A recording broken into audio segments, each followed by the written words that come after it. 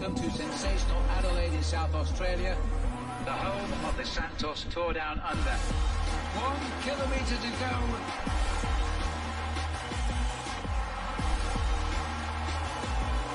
It is going to be a very close finish. Oh boy, that is a big result. And it's all come down to this, the decider day, the big day in the Santos Tour Down Under women's race. This is stage 3. We've had 2 tough, hard stages of racing, and now our winner, our Ochre Jersey champion, will be decided today. Weather, interesting is probably the best word for it. We've already been into the high 30s. Temperatures come back a little bit. It's overcast. There is rain forecast, so the riders could get a bit of everything today. Hi, I'm Mark Beretta. Thanks for joining us on Seven's coverage of the Santos Tour Down Under. It is a big day. And alongside me, a lady who's won World Championships. She's an Olympic medalist, and now she's the assistant race director of this race, Annette Edmondson. Great to have you here. And we've just hearing 2 races just got underway as well. Exciting time. This is decider day for our women's athletes. It certainly is. We've had 2 big days of racing. The first day was a sprint stage that was taken out by Daria Pikalik from Poland, and then stage 2 was taken out by our very own Alexandra Manley from the Adelaide Hills. It was very exciting. We saw Amanda Spratt put in a fabulous effort as up over the Mount Lofty climb, and I'm sure she'll be hungry to do some damage today. It was almost disappointing, wasn't it, for a lot of people? A lot of her fans just wanted her to win that stage yesterday, so big hopes for today as well. So racing underway. That was Stuart O'Grady just pulled the flag in and let them go, and 93 kilometre stage from Birdwood, sorry, not from Birdwood to Uradla, from here, from Adelaide in the city, across to where we are now in Campbelltown. Now, this is yesterday's highlights, Nettie, and this was a great race. We thought Amanda Spratt might have got away. Yes, so you can see the moment when she took on her competitors, and here we are in the final 300 metres. There's Alexandra Manley from Team Jayco Alula. She took the initiative and took that final corner on the front. As you see, she has Georgia Williams from Team Tibco Silicon Valley, so she couldn't quite get over the top, and Alex Manley took the win. Very exciting for her to be in that ochre jersey for the Australian team, and we can see the standings right here. So there's not much separating the top 8 or 9, so it's all up to play for today. There's a couple of cream sprints out there, so the zip track sprints are 3, 2 and 1 across the line, so they're up in the Adelaide Hills before they bomb back down the hill and go into corkscrew climb. So there's also 10, 6 and 4 on the finish line, so we're going to see if we can I think Alex Manley, for example, she's looking at whether there'll be people out in front. She needs to be within 10 seconds of Amanda Spratt to take out the victory. It is a chess match this afternoon, and riders signing on this morning knew all about it. They knew what was coming. These are all in contention now, top riders getting set for what is going to be a deciding day. And still a couple of smiles on the line too from the ochre jersey, where Alex Manley, what a day it was for her yesterday. A lot of people feel she can go on with it today.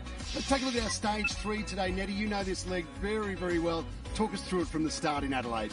Yep, so the riders have started on the Torrens River in Adelaide CBD, so they had a long neutral and they've just got underway as we saw before. So they head up through Cuddly Creek through the first zip track sprint in Lobethal. They'll then loop around the Adelaide Hills to go through the second zip track sprint in Gumaraka.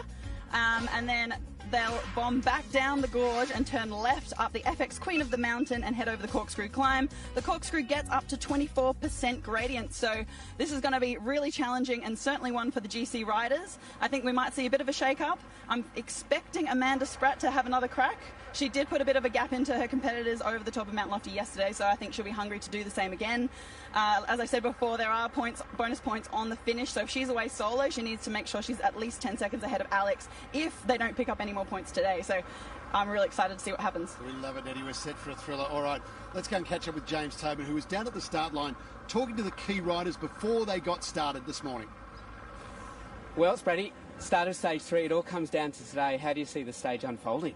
Yeah, I think it's going to be a really exciting one. It's still really tight at the top of that GC battle. It's going to be an absolutely brutal final climb. We're not going to know the winner until the very finish, but I'm really looking forward to that corkscrew climb and hope to make the difference there. We did see your cards played a little bit yesterday. Your legs are strong up the climb. Are you going to wait till the bottom of corkscrew or do you go early?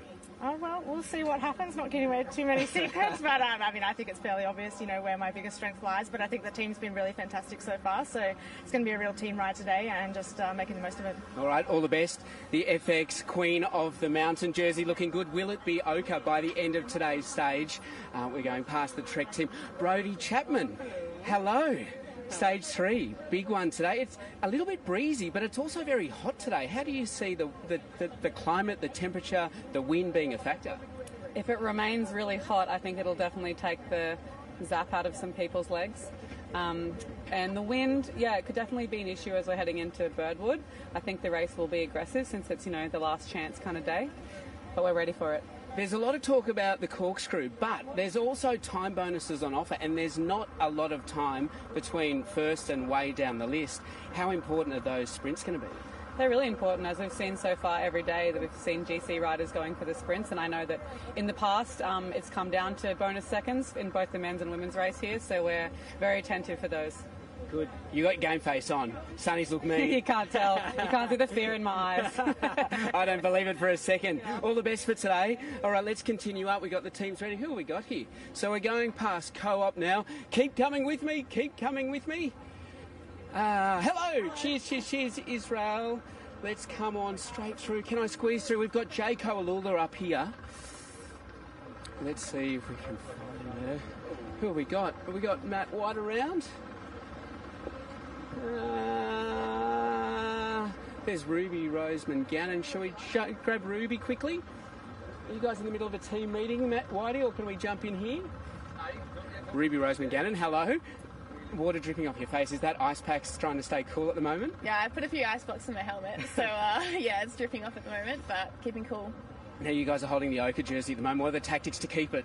Oh, it's a bit of a secret. No, I think you could see yesterday Spratty's just on another level, which is really awesome to see. But we're going to do everything we can to reel her back. And I think we've got a strong team. We've got to use our numbers. And I think FDJ and we have the same goal. So, it's going to be a battle. And I think the last 7Ks will be super exciting. Oh, cannot wait to watch it. All right, all the best. What's going to happen with the Oka? Oh, hang on. Have we got Alex? Have we got Alex? Let's quickly... Here we go. Alex, can I grab you quickly? Come on over. Tell me about riding yesterday through your hometown with the family and friends around. I mean, it was crazy. I love riding through the Adelaide Hills. I ride there every day. It's my local training road, so it was absolutely unreal. What are the team tactics to keep Oka today? I think it all comes down to the final hill and the final descent into after Monty. So, I think it's just to go as hard as I can up the climb and try and hold on to Spratty when she goes. All right, all the best. I'll tell you what, that left-hand turn into Corkscrew Road, that is where we are waiting to see the race. Yeah, it's going to be great. We'll look forward to seeing your coverage from there, James Tobin, too. Appreciate that. Nettie, Alex Manley, fantastic winner yesterday, and you see what it means to her. What does that mean to her career to get a World Tour stage win like that? Yeah, it's pretty impressive. She's had a bit of a... So she came through the junior ranks and then she joined the bike exchange team back when they were bike exchange, and she was quite young when she first joined them, and then she focused on the track for a bit. She's now come back to the road to Team Jaco Alula, and she has shown what she can do. She's always been simmering there in the background, but she's often had a lot of team roles, and so this has been really nice in this last year that she's actually had a chance to stand up and put her hand up, and as you can see, it's paying off. She's had a couple of World Tour victories over in Europe this year. She won the Turingen Rundfahrt stage race, which was a UCI race, but then she also won a stage in Norway. So she's putting her hand up now, and as you can see at a local home race, I know this one meant a lot to her, so she's going to be doing everything she can with her team to try and keep that Oka jersey. Exactly, and we'll see how that goes as the day unfolds, because there are quite a few coming for that Oka jersey. It's going to be a great day racing, so let's go and join your commentators now, Gracie Albin and Matt Keenan.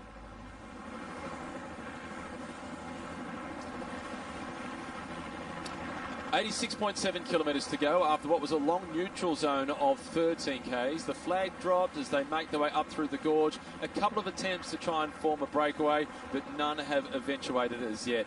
Gracie Elva, we see the Oka jersey. Alex Manley, a brilliant win by her yesterday, but she won't be bursting with confidence that she can hold onto that jersey because she has a long list of riders breathing down her neck.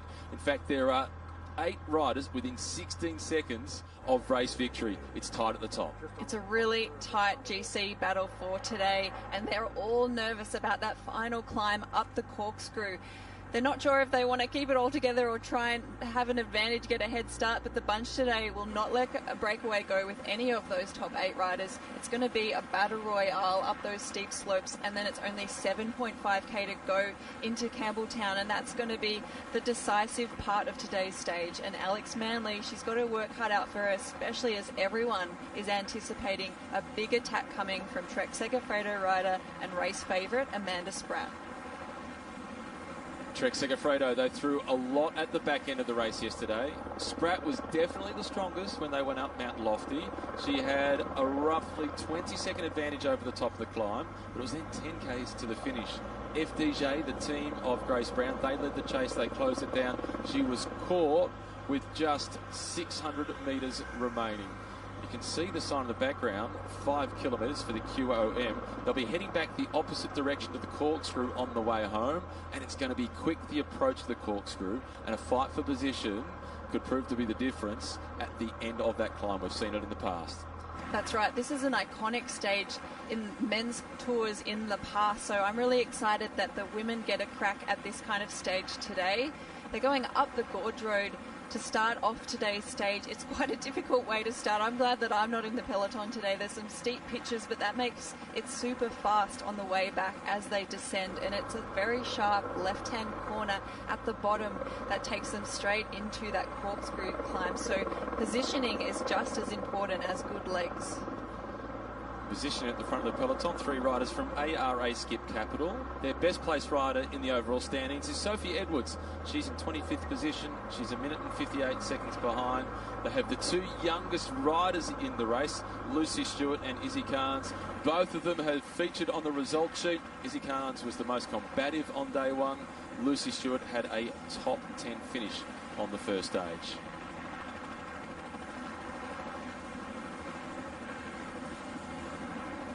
Alex Manley, the overall race leader in the ochre jersey.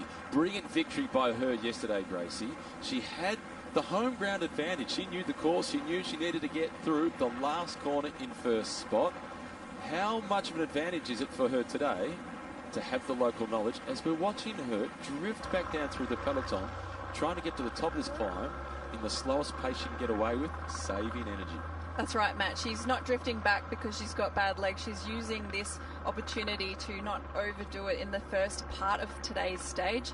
She rode a really smart finale yesterday, but it was also a smart finale in the last 10k, not just in those last few kilometres. It was up to the FDJ team that you can see on the right-hand side of your screen there to really try and pull back Amanda Spratt, who looked like she was going to take the stage. It was Alex Manley and her teammate Ruby Roseman Gannon that just had to play it safe, be patient. Ruby put in a last-minute attack, and that really set up Alex so well to then deliver it at the finish. Number 55, second on the stage yesterday. Your former teammate, the Kiwi, Georgia Williams. She's with a new team. She's got a new lease of life. This is the best I've seen her. She's second overall, just 8 seconds behind Alex Manley. Well, Georgia Williams is actually a really great climber, but to see her performance yesterday in a tough stage that finished in a small group sprint, I was surprised, but I was so pleased. And my favourite moment of the day, aside from Alex Manley winning the stage, was when Alex looked across and saw that her best friend Georgia Williams was second. And she can really be a contender on today's stage. She can climb quite well on a climb such as the corkscrew. Well, watch this space. Amber Pate is the rider up out of the saddle in the white, blue and purple colours from the Jayco Alula team. We'll see a lot of her at the front early on the stage. Spare a thought for number 101. This is Emily Watts. She won't be spending any time out of the saddle today. She crashed yesterday. She has a minor AC separation of the shoulder. Last to finish the stage yesterday, almost 15 minutes behind. A brave rider out there again, ready to put herself into the mix. Kangaroo Creek Reservoir, the peloton making their way up through the gorge. 81.8 kilometres remaining on the third and final stage of the Santos Tour Down Under for the women.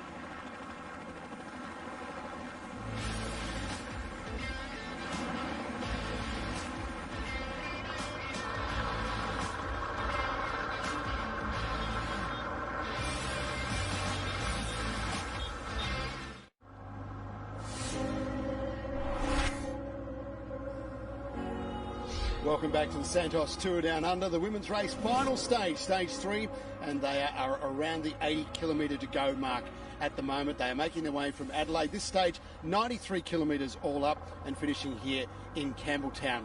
Well, Olympic gold medalist Scott McGrory has given us great insight all week. Let's get his thoughts on how this might unfold in the race for the ochre jersey today.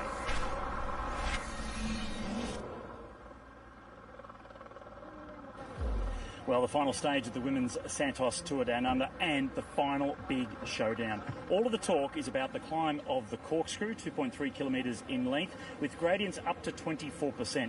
Of course, that is the showpiece of this stage. However, there's a lot of concern about the heat today. It really has got really high temperatures. All of the riders are trying to stay cool, even before the start. Ice vests, ice stockings down the back of their necks as well. So they are really worried about how much they burn up before they even get to the corkscrew itself. Once we do get onto the climb, well, we saw what Amanda Spratt was able to do yesterday. She was clearly the best climber in the race. She has now signalled her intentions to everyone. She wants to win this race, but she has to get over the top of the climb with at least a 20 to 25 second lead, because it's all downhill from there. Anyone that's coming from behind, say an Alex Manley, who wants to try and hold on to the overall lead, she will have to be desperate to catch back up to Amanda Spratt if she is indeed off the front. Grace Brown, she was a little bit quiet in the final climb yesterday. She needs to do a little bit today as well. So the climb is going to be crucial, but also that descent down to the finish. We've seen in the men's race in the past, it has caused crashes, tight corners, and the desperation on top of that makes it very dangerous. It's going to be a fantastic finale. Well, Scott says it's going to be fantastic. It will be. His insights have been right on the money all week this week, and they've been fantastic to have. Big descent underway at the moment.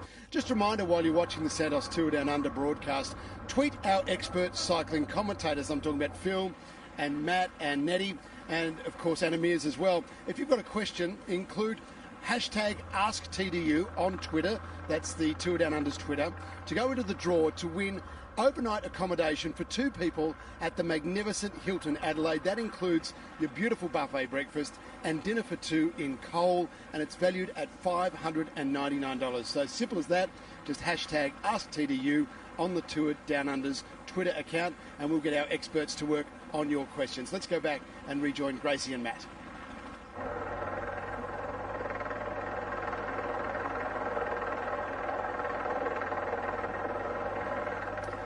79 kilometres remaining. Lisa Klein is the rider from Trek Segafredo, back with the team car. This is a big day, Gracie Elvin, for Trek Segafredo. They threw a lot at the rivals for Amanda Spratt on the stage yesterday, and I'm anticipating they'll do exactly the same again today.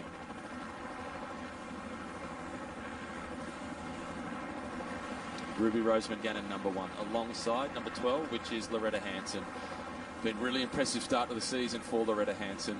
She was a big contributor to Brodie Chapman getting that green and gold jersey as the Australian national champion.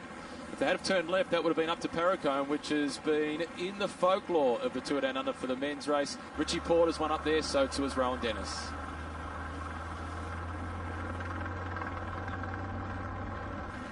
Taylor Wiles on the front of the peloton, and if she was able to make the journey, just an hour's drive from Adelaide, she'd get the chance to enjoy the pristine coastline of the York Peninsula.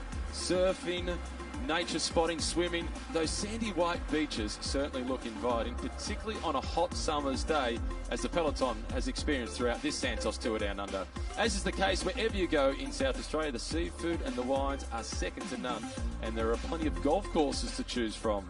Check out southaustralia.com to find out more. On the topic of golf courses, a guy that's won a few stages in the past in this race, in fact 2 of them, Matt Goss and Robbie McEwen, they're both here at the Tour Down Under. They got out on the golf course yesterday. Apparently it started well, and it went downhill on the second night. I'm not surprised. There's many cyclists that love branching out to other things. Golf is certainly one of those sports that gets a try by some of us retirees. But you play? I like to go to the driving range. I'm not quite up to the golf course yet, but you'll see me there in a couple of decades' time, that's for sure. Oh, no. Months, surely. Grace Brown, as always, riding up towards the front. She's in the blue and red colours for the FDJ team. She's got the blue shoes, which often makes her easier to spot. In this race in 2017, on the third stage, a stage through the Barossa, she arrived at the start line and she'd forgotten to pack her race kit. Luckily, she had Emma Pooley on hand, one of the most experienced riders in the peloton, with a spare kit in her race bag, which I think that Grace Brown would have put to the stretch because Emma Pooley was the pint-sized rocket time trialling specialist. Yeah, no one wants to try and fit into the kit of Emma Pooley, but we've all done that. We've either forgotten our glasses, helmet, shoes, or the kit's a bad one though, Matt. I wouldn't want to have to try someone else's shorts. Dutch male professional cyclist who raced on the road at the top level but was more renowned as for a track rider doing the 6 days. He turned up to one of the track events and forgot his bike. He'd forgotten to pack his bike, Gracie. How do you do that going to a bike race? I think he needs to change sports, go to golf, if you're doing that.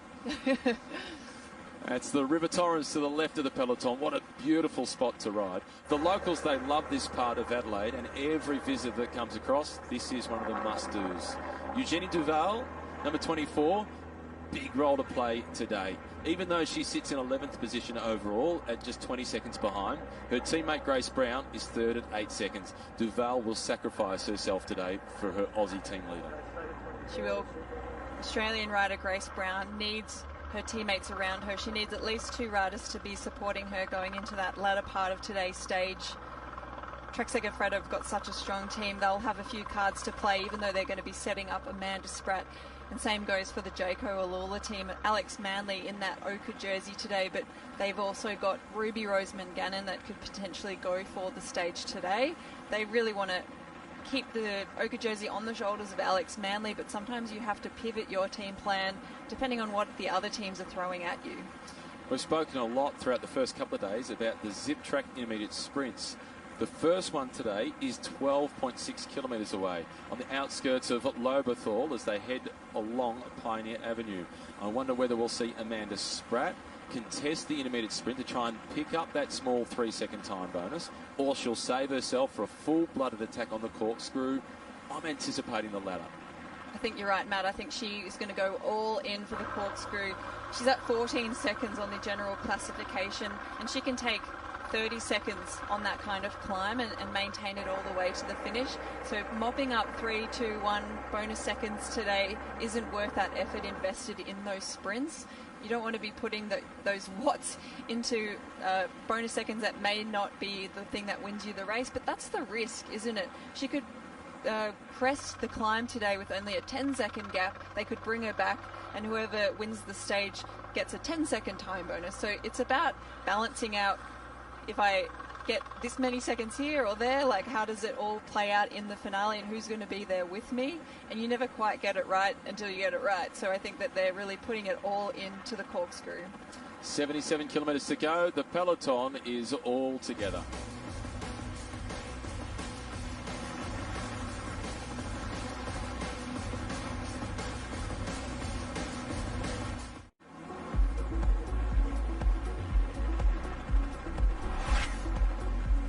Welcome back to Seven's coverage of the Santos Tour Down Under. It is day 3, the final stage of the women's race. It is moving day. It is crunch day in this race. We've got a breakaway happening already at just past the 78-kilometre stage, and it is Georgia Danford and Gina Ricciardo who have found their way out in front of the peloton at the moment and are making their break. Heat has been a big issue right throughout this tour, and once again today, temperature in the high 30s. The big question is, how do these riders handle and manage these extreme heat conditions?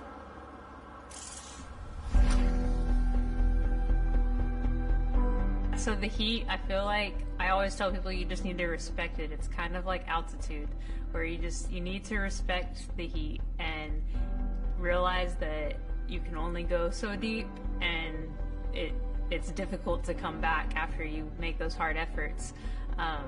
So it's managing your efforts. It's hot on the road and it's hot in the race. It's hard, that's what everyone loves to know, but I think our cooling strategies are really important. I think pre-cooling is very important, making sure we always are hydrating beforehand, a lot of ice and even ice vests before the stage. And then throughout the stage, just having really cold ice bottles is really important, drinking enough, and then ice socks are always great. I think the biggest thing is just being mentally prepared for like suffering. I feel like oftentimes riders, we have the sensation that we're overheating and you get the chills, and it's funny, you like, it's your body trying to cool itself off. I tend to panic, like, oh my gosh, I'm overheating, but it's like, it's normal. Like, you're going to suffer and you're going to feel odd sensations in your body and not panicking when it happens. Hot conditions really will be taking a toll throughout today's stage. It makes the conditions grueling, but it is part of this race. It's what the athletes of the world expect when they come to Adelaide at this time of the year. It is going to be hot. You can bank on that, and they have not been disappointed. Temperature at the moment in the mid-30s, so they're dealing with that, and they are in climbs as well. So not a lot of cool air getting through and a lot of work being done. Now, it's a great competition to win a beautiful Cervelo bike. It's worth over $6,000. All you need to do is scan that barcode, follow the instructions, and you could be a winner of that beautiful Cervelo bike, and riding your way through the Adelaide Hills on it would be beautiful as well. All right, we're inside 75 kilometres to go. Final stage, stage 3 of the Santos Women's Tour Down Under. Let's go back and rejoin your commentators, Gracie Elvin and Matt Keenan. Breakaway group of 2, Gina Ricciardo once again. She's been a regular on the move throughout this year's Santos Tour Down Under. She's flying the flag for Team Bridge Lane out in front. She's joined by Georgia Danford out of Great Britain, riding for the Coupe High-Tech team. And she's got a 50, or they've got a 50-second advantage over the peloton. There's one rider in the middle trying to go across, and that is Sylvia Magri from Israel Premier Tech. The peloton not overly concerned, Grace, about that breakaway group, because the best placed rider overall is Gina Ricciardo. 4 minutes and 18 seconds down. This is a good situation for the race leader, Alex Manley. In the past couple of stages, we've talked about the importance of the intermediate sprints. They're not just for the zip track overall sprint classification, but they're also giving extra time bonuses which go to the overall time of the general classification. So those GC riders are also going for those sprint points. But today, the dynamic has switched again. Trek Segafredo were trying to get in the way of it. They wanted to have some of those riders mopping up those points because Amanda Spratt didn't want to waste that energy trying to get those bonus seconds. But now it's Jayco Alula that are happy for other riders to mop up the points because they want to retain their lead. This is Magri trying to go across. She's stuck in the middle. She's at 15 seconds behind the 22-year-old from the Israel Premier Tech team. It's her first season with this squad. Prior to riding with this team, she was part of the Valcar team, which has been a team historically, Gracie, that has delivered riders up to the bigger teams with great success. It appears as if the gap is growing. It's heading in the wrong direction for Magri. The team has been very good yesterday. They had Claire Steels on the attack, the British rider for that squad. And today, we'll get an aerial shot at some stage, I'm sure, with the red number of Claire Steels. Svinkels at the back. She was one of the first riders to attack today. Lots of feeding at the back. The Trek Segafredo riders heading back, so too, number 94. This is the youngest rider in the race, Lucy Stewart. Finished in 9th place on the first stage. She's a rapid sprinter. Huge future on both the track and the road. This part of the race is a really good opportunity to go back for bid-ins, especially if you're missing them. Some of those riders carrying those musettes, as we call them in cycling, those cycling bags, they carry 2 to 3 bid-ins and a few extra gels, and those riders are able to quickly put them over their shoulder and hand out whatever they want to hand out to other teammates. But if you've missed those kind of opportunities, you need to go back to the car, keep refueling. It's pretty hot out there today, and that neutral section was quite long, so even though they haven't been racing for too long yet, they've actually been out on the bike for about an hour now. The neutral zone was 13 Ks, and it was ridden slowly, safely making their way out of the heart of Adelaide. It took them 40 minutes to ride the 13 kilometres. Even on a training day, it wouldn't take much more than 26 to do the 13 Ks.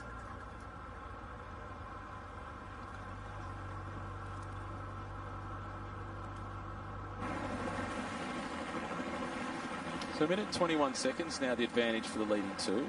Gina Ricciardo, as we mentioned before, she's the best placed rider in the overall classification of the two out in front.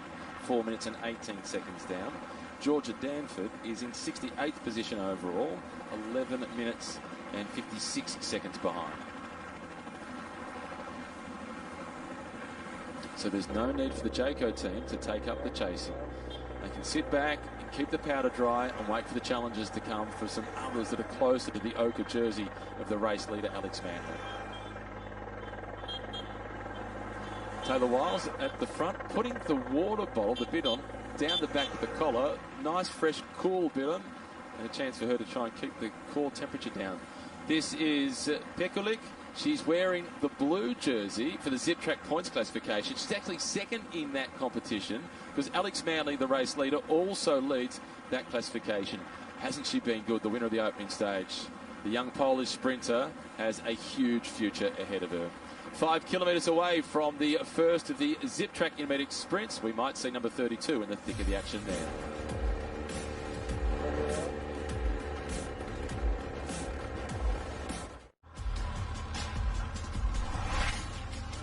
We are approaching the 68 kilometre to go mark in the Santos Tour Down Under women's final stage. This is stage 3, and our breakaway still out in front. The peloton working to try and catch them at the moment, and it's hot. That's why the ice cubes are coming out to try and cool down. Temperature in Adelaide around about the mid-30s at the moment. It is warm on the road, and of course that heat is reflected from the bitumen as well, so it's even warmer sitting there on the bike.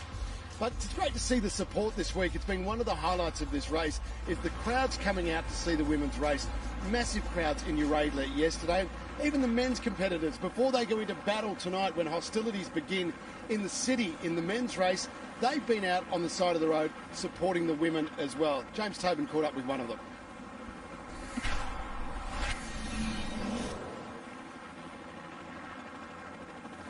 You never know who you're going to find watching the race. The women are just starting stage 3 and the Groupama FDJ boys are here to watch. Have you just come back from a training ride or have you rolled down to watch? No, we just did a little spin and come to watch the women. What does a little spin mean to a pro team? Just 50 minutes. Okay, all right. And I'll tell you what, Groupama FDJ, the FDJ girls doing very well at the moment. How do you see today playing out? Oh, actually here supporting the Kiwis. Oh, okay. But yeah, no, hopefully the FDJ girls go well too. Ali Wollaston, can she do it? Yeah, Ali's a good shout. She's a good rider. Yeah, Ali! There you go. We've got the corkscrew today. Is that where she's going to smash them? Yeah, hopefully. She's been doing a bit of track recently, but I think she can get over it. All right. A lot of other Kiwis in there too, though. Ella Wiley, Henrietta Christie in the white jersey. So, yeah. So, it's 6 o'clock today. The men's prologue kicks off. How are you feeling? Not too bad. Hopefully the rain stays away. It'll be a dangerous course if it is wet, but I think everyone's ready to go. We've been here for a week now, so yeah, it should be good. Feeling acclimatised, feeling ready. Yeah. No, inspired by the women. Yeah, exactly. It's great to see them out here and ripping it up. Go the Kiwis and go the Aussies. It's exciting. Go the Aussies. JT having an each-way bet there between Australia and New Zealand. It is a big night, of course, coming your way on the screens of 7. The men's prologue coming up. Check your local guides for that later on tonight. But in the meantime, let's get you back to the action. We're almost a third of the way through this stage 3, this final stage for the women. Let's rejoin Gracie Elvin and Matt Keenan. 2 leaders continue to build up their advantage. Gina Ricciardo at the front. They have a lead now of 1 minute and 32 seconds. Is that late taking down the decorations or getting them up early for Christmas 2023? And never mind Malcolm, it is Magri in the middle. That's the rider that is stuck there on her own. She almost got across to the 2 leaders, but Gracie, Sylvia Magri is about to be caught by the peloton. Oh, that's tough. She didn't quite make that junction, much like Mirmont. Couldn't make it across on stage 1. It's worth the try, though. Bridging across when you're a solo rider to a group of 2 is much harder. You're going to have to almost do twice the amount of work. She's done a good job for her Israel Premier Tech Roland team. You can see that a lot of the riders are wiping the sweat off their faces. It's actually quite humid out there today, Matt. It's 27 degrees, not as hot as we were expecting, but the humidity it's about 46%, so it's pretty sweaty out there. Which is the least pleasant? Hot and dry or hot and humid? Both are hard, so I've got to say that's a tough one. I personally don't like humidity, so I find that a lot tougher, but it really depends where you grew up and where you train. It's much harder from a physical point of view, though, when it's humid. your body does struggle with the heat. So that's why we sweat. It's a way that your body is helping to cool itself, and the more humid it is, the harder it is for that cooling effect to happen when you're sweating. So in general, the hot and humid is a lot tougher. And it's a tough course today as they eventually make their way back to Campbelltown. Corkscrew will be the final climb. Human-powered health in big numbers on the left-hand side of the screen. They have the lead in the best young rider classification, second position in the points classification. They've had a stage win, rider in the top 10 overall. They've been outstanding. The peloton not concerned about the breakaway of 2. There's no threats in the general classification. They are 2.5 kilometres away from Lobethal for the first of the zip track intermediate sprints. Who does it favour amongst the top riders in the general classification to not be contesting for the 3-second time bonus? Really favours the Jayco Alula team here. They're happy to have a few riders out on the road to mop up those intermediate bonus seconds. Alex Manley knows that she needs to have as much time up her sleeve today ahead of Amanda Spratt. Going up the corkscrew, Spratty could take 15 to 30 seconds at the top of that climb. Alex Manley needs to do everything that she can to minimise those time gaps. She's going to try her hardest to stay with Spratty, but if Amanda Spratt attacks really hard at the bottom of the climb, everyone's going to go into the red. So it's more about knowing how you can pace that climb, how you can get up in your best shape to minimise that time gap over the top. But it's going to be interesting to see if there's still anyone interested in taking this final bonus second. But these unclassified climbs are really zapping the legs of everyone today. Gina Ricciardo at the front, and she would dearly love the chance to enjoy some of what's on offer in South Australia. Maybe she'll get to do so after the race finishes. And amongst them, of course, the Murray River. It is the lifeblood of South Australia. The river is about 130 million years old and rich with Aboriginal history, culture and heritage. You can hire a boathouse and a canoe and get right amongst the native wildlife and the breathtaking scenery. It really is one of the most tranquil places to escape to in South Australia, and everybody within the peloton, they deserve a rest after this one. It's been a tough 3 days of racing, and let's not forget, before it all got underway, they had a criterium on the streets of Adelaide. Many riders will be feeling that fatigue already. It's not the longest stage race of the year, but it only takes a couple of days to really get that sting in the legs. It's been very intense racing here. It's great for that conditioning at the early part of the season, and they'll all be enjoying some refreshing, cooler rides if they can, maybe even a sneaky ice cream at the end of today's stage. Oh, the great American cyclist Greg LeMond, winner of the Tour de France 3 times. He got criticised by some of his teammates for having an ice cream during the Giro d'Italia. They thought that he wasn't all that committed. His sports director said, well, he has travelled from the other side of the world to come here. He's won the Tour de France a couple of times. Let's cut him some slack. Well, I've got a good story about that too. Being the team captain for the year that Annemiek van Vleuten won her first Giro Rosa, we had a few ice creams along the way at the service stations. My personal favourite was the Magnum. I think Annemiek liked the Cornettos, but it's all about keeping it fun as well as doing your professional job, but you've got to take those moments to enjoy it all as well.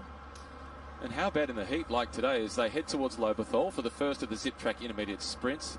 A Zupa Duper and a Calippo almost become sports nutrition. 200 metres to the sprint. Will they contest? Brief conversation. Often, in a moment like this, they don't really go into battle against each other. They'll share the prizes to make sure that their rhythm isn't interrupted. And that's exactly what is happening. Gina Ricciardo across the line in first position. Georgia Danford in second spot. Back in the main peloton, they'll be racing for third, Gracie. And in addition to the 1 point on offer for the zip track points classification, there's a 1 second time bonus still to come.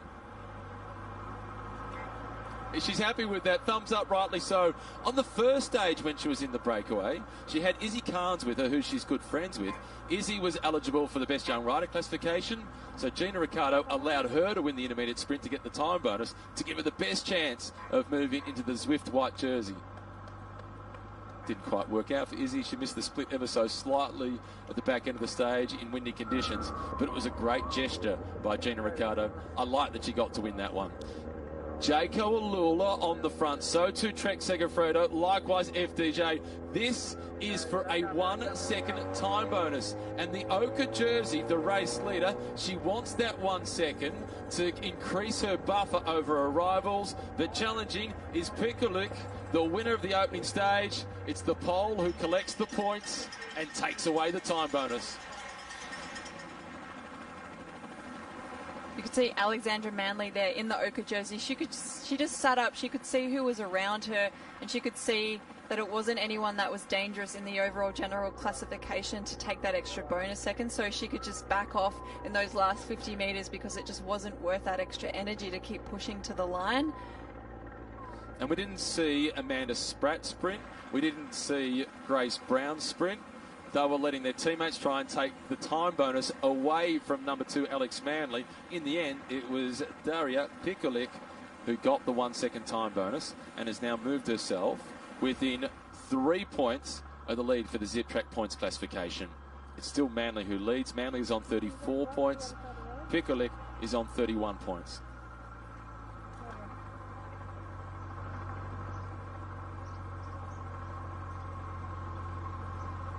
.102 Gina Ricciardo. Distinctive riding style. Just a little bob whenever the road goes uphill.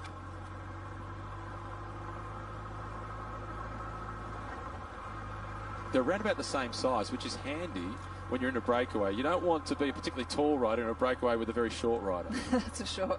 Every time I had to sit behind my old teammate Amanda Spratt, I certainly wasn't getting a very good sit. These two are very well matched. They're putting in a nice tempo. You can see that they're not going maximum or even at their threshold. That's a bit of a tactic as well when you're in a breakaway. You know that the bunch behind has sat up, so the bunch behind isn't going at their threshold either, and it just becomes a bit of a gap that gets maintained, and that they can leave a bit of energy in the tank, so when they know that the peloton is starting to chase, they can also pick up the pace a little bit as well. The second of the intermediate sprints, that will be in Gamaraka. That is at 30 kilometres to go, so they're still 33 k's away from the second of those intermediate sprints.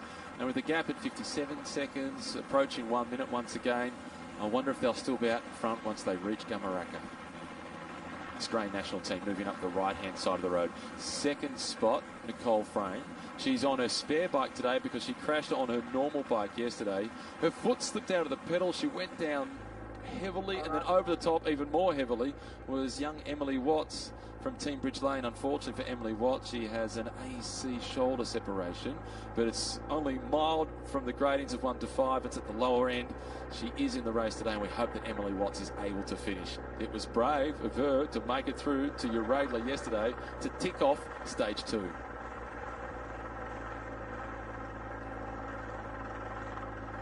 Jessica Allen is the rider on the front for Jayco Alula, followed by Ruby Roseman Gannon. Their teammate Georgia Howe was brilliant yesterday. You do like her Instagram handle, which is How Good. There she is at number 5, Georgia Howe, and she is a graduate of Princeton University. Things are going to be just fine in life for Georgie Howe. That's right, but she is making her mark on the cycling world. After doing very well in rowing, she's been able to make that jump across. A lot of rowers do use cycling as a cross training, so that it's very complementary in the types of engines needed to be successful. She's just full of enthusiasm though, which I love. She really wants to be at the front of the bike race, but she's doing a fantastic job as a teammate for those Jayco Alula riders.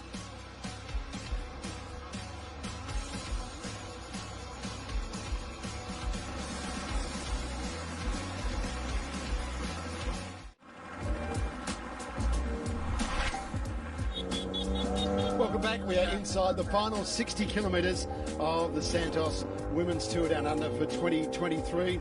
And we've got another breakaway off the front right now. What we would like to do is tell you a little bit more about this incredible feature ahead of them known as the corkscrew. It is famous to people who use the road up here. It is tough, it's grueling, it's steep. And who better to tell us all about it than national champion Brodie Chapman? The main part of the corkscrew climb, I think, definitely suits, pure climbers. I believe it's anywhere between, it's probably about a 10-minute effort, even less from the very bottom when you turn into the climb. It will be quite a fast run-in, so, probably in race conditions it will be a lot quicker than 10 minutes. So I think positioning into the bottom of the climb is going to be really important, and obviously we'll have our team support for that. It starts off a little bit flat and rolling, and then you start to hit these hairpins. That gets quite steep, and you can really feel that in the legs. So I think that we'll see the really climby riders rise to the top there. Yeah, Brodie giving us a great insight there, and as you can almost tell by her voice, this is something that has been on the minds of the riders as they make their way through this final stage. All right, let's go back out on the road and get an update and rejoin our commentators, Gracie and Matt.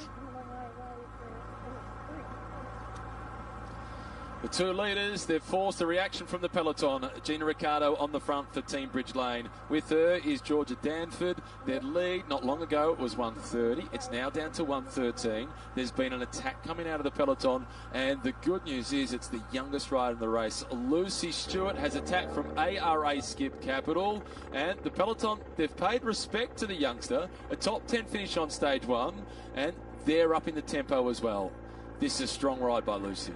This is a really great opportunity to use some of these smaller roads, plenty of corners, plenty of opportunity to get out of sight, to try and jump across. To bridge across to 1 minute gap or so, it's quite difficult alone. Would have been good if she could have had a few other riders tag along. But you can see the Jayco Alula team on that right-hand side of the screen, the Trek Segafredo more on the left. They're fanning across the front of the bunch. They're happy to let her go. Number 54, that is Abby Smith from EF Education Tipco. Brilliant on the stage yesterday. She is locked into equal first place in the race for the Best Young Rider classification. 13th overall, 20 seconds away from the ochre jersey, but a chance to win the white Zwift Best Young Rider classification. She'll be looking forward to the final climb. Definitely looking forward to the final climb, and that teammate next to her, number 55, Georgia Williams, an old teammate of mine, second on yesterday's stage. They're going to be really working together in that last part of today's stage. And number 35, the white jersey for the Zwift Best Young Rider classification. This is Henrietta Christie, the Kiwi for Human Powered Health. She has been the under-23 New Zealand individual time trial. That was in 2021. The year before that, she won the under-19s. She's medalled in the road race at the New Zealand National Championships, but this is the biggest stage that she's been on, and she is showing that she's going to be one to watch for a long, long time to come. So she has that white jersey on a count back based on stage positionings, but she's one of 3 riders on equal time at the top of the Best Young Rider competition. The other one wears the black colours of New Zealand, so she's a compatriot with Henrietta Christie, and that is Ella Wiley, and all 3 of them born in 2002.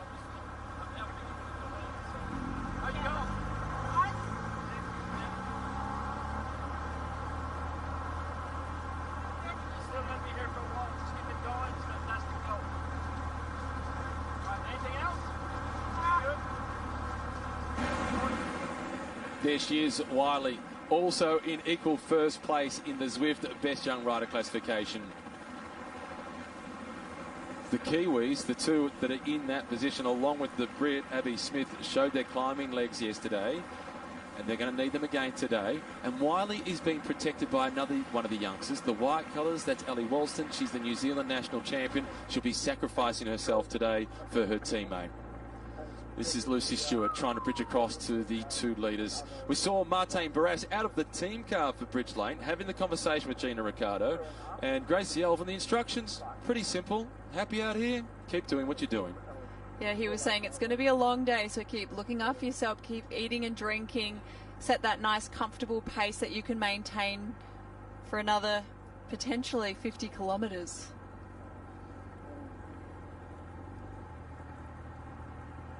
Lucy Stewart, she's won plenty of Australian titles both on the track and on the road. This year stepping up to the senior ranks out of the under-19s. 3 kilometres to the San Remo Pasta feed zone.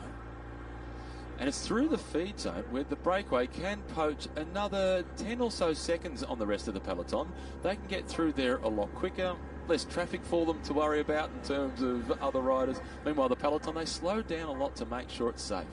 That's right, Matt. These riders out in front there can easily take a Bidden or a Musette from their soignier on the side of the road and not feel like they have to go all the way back to the back of the peloton. The peloton itself strings out as everyone tries to take a feed. Some riders move away from that because they don't want to get caught up in the craziness of the feed zone. It's an unwritten rule, though. Do not attack through the feed zone because you will be brought back very quickly and have a very stern word from someone from the peloton.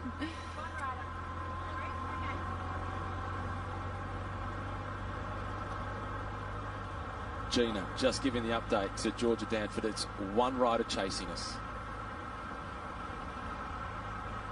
They were close to being a group of three. They had Sylvia Magri from Israel almost across to them. At one point she was just 15 seconds behind. But Gracie, at that point in the race, they couldn't afford to ease up and let her join them because the peloton was still too close. 3 would have been a better situation for the leaders than 2. But to maintain that advantage at that moment within the race was much more important. Ricardo and Drummond is going to be very happy to have another rider with them today. It just doesn't necessarily take 30% off the effort, but it almost mentally feels like it does. You can really talk to each other out there. It's a bit more comfortable. You can take a bit more rest. They're still going to maintain those longer turns on the front. They're not going to be chopping off like a pace line if it was a bigger group, but certainly good for the morale.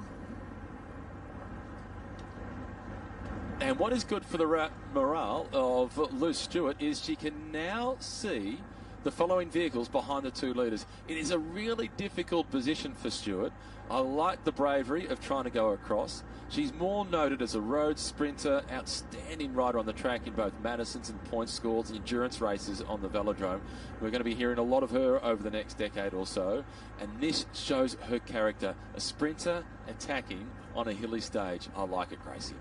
I do like it. I think it's really important to be versatile as a bike rider, but to use races as practicing certain elements. But Ricardo and Danford are doing a really good job out here. They haven't really set up too much for Stewart to get across. They want to just keep that nice momentum going. Keep eating and drinking. It's a long day out there. It's not super hot, but it's certainly quite humid. Just moments earlier getting that information from the team car, but they're also getting it from their radios as well.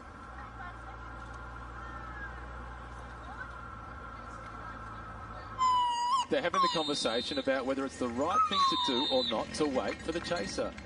She's making good progress, and now that their gap is out to almost 2 minutes over the peloton, they're seriously thinking about easing up momentarily.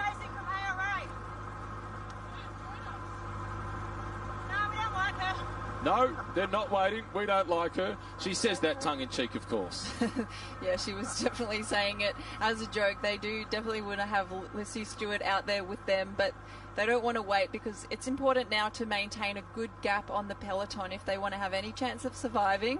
They've got a really good time gap now, but that gap can be brought down very quickly as the bunch gets ready for the final part of this stage, that chase down Gorge Road towards the corkscrew, and certainly that time gets eaten up very quickly once they hit the climb. We have no ability to influence the most combative priors on each of the stages. Izzy Khan's got it on stage 1. It was Claire Steele's yesterday. Number 102, Gina Ricardo. She's been my most aggressive across the whole 3 days of racing. She's been in a break both days previously, and day 3, she's made it a hat-trick. I think she does deserve the prize for today, but we'll see how this unfolds. There's still just under 55k to go. The bunch is looking pretty relaxed. They're happy with this situation out in front, but the nerves are only going to get higher and higher as they come back towards Gorge Road. Danford's teammates are on the front trying to slow the peloton down, enabling the 2 leaders to continue to build their advantage. She's getting close. She's got a lot of experience doing individual pursuits on the track. She's a strong time trialist. She's in with a chance of riding across on her own. Lucy Stewart's done a great job here jumping across that gap. It was over a minute that she had to bridge. You don't want to go completely into the red in this situation, because once you get to that breakaway, you don't want to be completely done. So you do need to leave a little bit in the tank, but you don't want to leave it too long to get across. It's that balance between quickly making it across but not blowing yourself up completely. Police vehicle number 13 has followed the tradition of the riders and put number 13 upside down. A little bit superstitious. I've certainly done that. I was number 13 at the Rio Olympics, and I definitely made sure that one of my numbers was upside down. Brodie Chapman is number 13 in this race, and she's got one the right way, one upside down. Through the San Remo past the feed zone.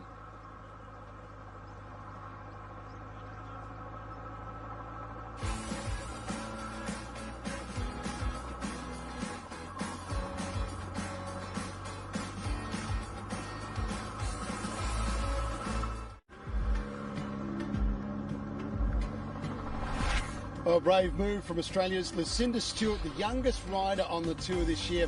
She has bridged across from the main peloton and caught up with our two leaders and will stick with them for as long as she can. Amazing effort, a brave effort at this stage of the race, but fortune favours the brave, and that's Lucinda Stewart at the moment joining our leaders on this stage 3, the final stage of the Santos Women's Tour Down Under. A big, important day coming your way too.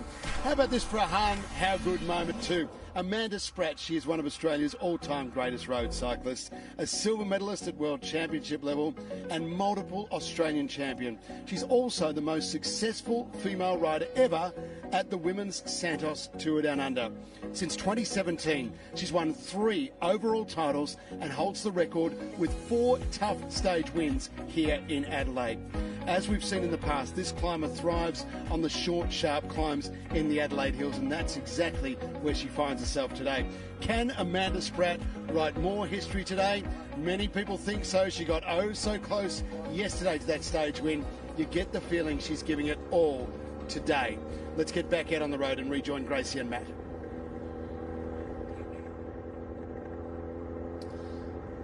Leading group of 2 is now a leading group of 3 as the youngest rider in the race, Lucy Stewart, has managed to bridge across to Georgia Danford and Gina Ricciardo, and their advantage is at almost 2 minutes. A brilliant performance by the youngster Gracie.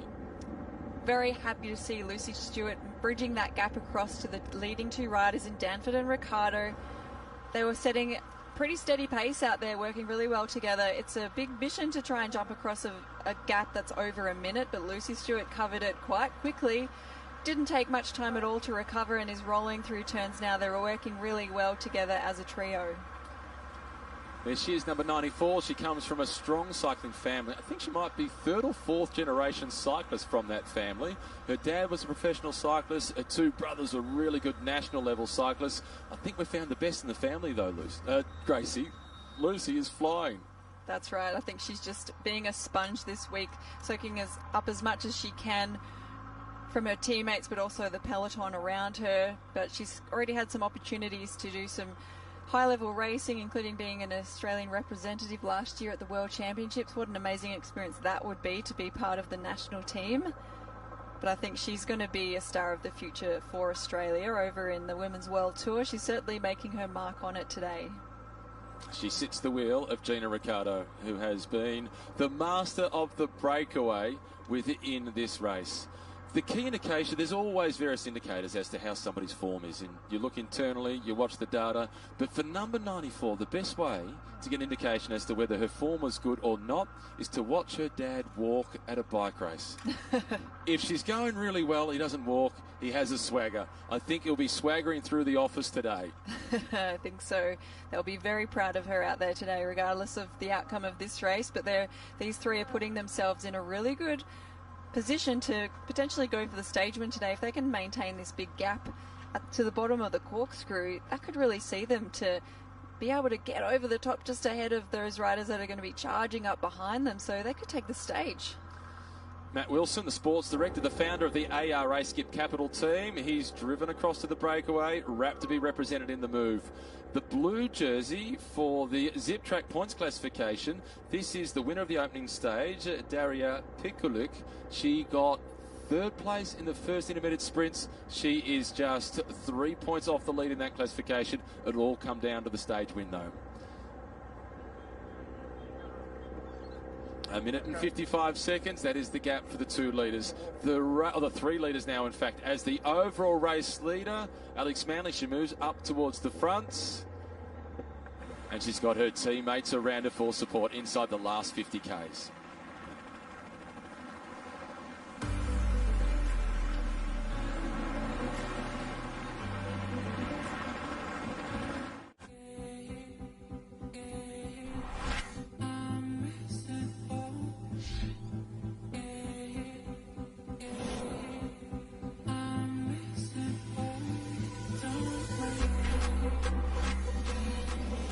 Third and final stage of the Santos Tour Down Under women's race, and we're talking tactics with race director Annette Edmondson. Annette, we've heard a lot about the corkscrew. Everyone's talking about it today. It's going to be a major challenge for the riders.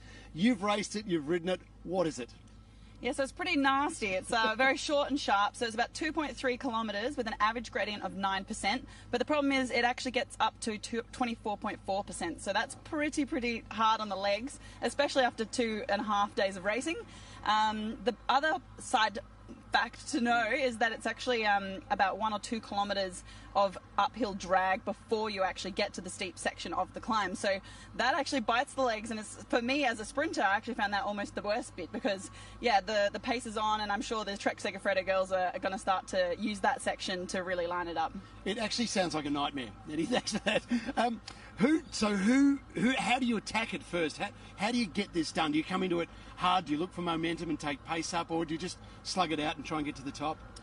Yeah, I think, like I said before, I think the Trek Segafredo girls, I think this is their last opportunity to get Amanda Spratt up the road, so they're going to want it to be as hard as they can. So the Gorge Road descent is a bit of recovery, so that will suit the likes of Alex Manley. So she's a bit of a track sprinter, so she's going to want to have as much recovery as she can, whereas the Trek Segafredo girls, they might either try and attack leading into the climb, or they're going to string it out as a team. So they'll get on the front, they'll drag it, make sure that they make it as hard as possible, and then Spratty is going to use the steepest part of the climb to launch her attack. As we saw yesterday up Mount Lofty, she was absolutely fantastic, and she got a gap on her competition. So this is where the likes of Alex Manley and Grace Brown are going to have to work together on that descent, and they're going to have to get organised really quickly because it's only 7.5k to the finish from the top of the climb. So I'm really excited to see just how much damage Amanda can do. So if Amanda Spratt can get away, if she can get over and through the corkscrew first, is that it for her? Is she home and hosed?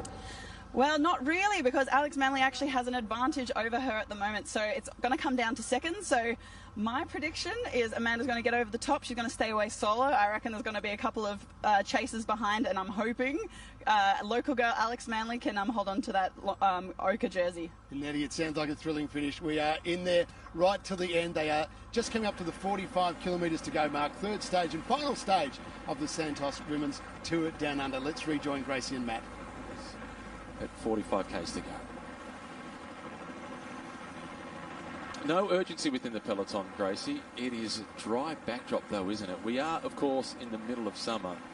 It really is dry on the outskirts of Adelaide.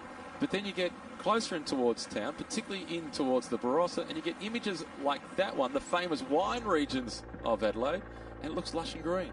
It's such a contrasted landscape out there, but it's so beautiful. I love some of these shots that we're getting of the vineyards and then the dry, classic Australian landscapes as well. You want we can classic? even see a kangaroo.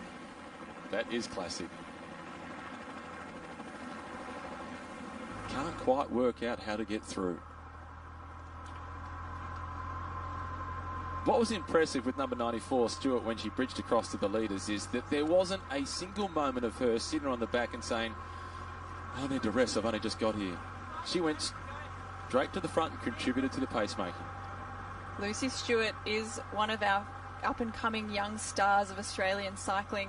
She wants to impress at this Women's Tour Down Under. She wants to impress people like Ina Teutenberg, who is director of the Trek Segafredo team. Matt White is her director in the car. Matt Wilson, is giving her some really good directions, but Matt White in the Jaco Alula car is the one that's watching. So she'd love to get into the Women's World Tour as soon as possible. She's very young, but she's certainly got so much talent.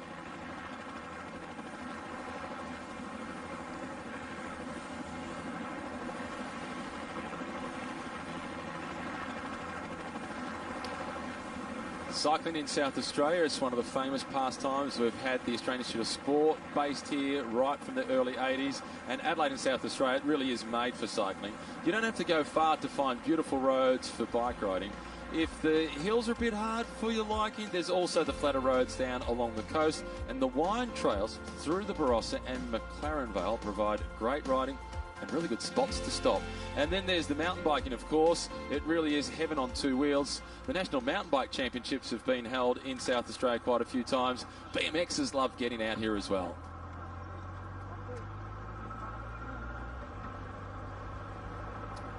For an 18-year-old like Stuart, what a chance it is, as you referred to before, Gracie, to advertise yourself to the big World Tour teams.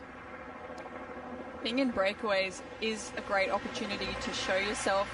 There's directors in the convoy, in the cars, that are taking notice of other riders. They're certainly having to put a lot of effort into keeping focus for their own team and team plans. But in the back of their minds, they're also taking note of who else is impressing them. They're going to be starting to think about who they want to talk to and sign for the next few years coming up. So having an opportunity like this to show yourself and really take opportunities like Lucy Stewart is today, trying to get into that breakaway, really sets you up into being a recognisable rider that could be in some of these bigger Women's World Tour teams in the future.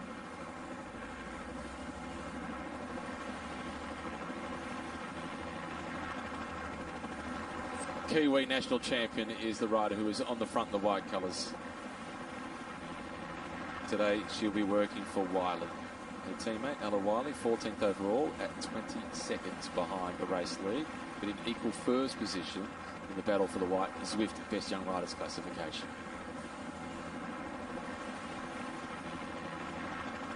So far today, Gracie, Grace Brown, Amanda Spratt, two big threats for the ochre jersey of Alex Manley, have been quiet, saving themselves for the back-end battle.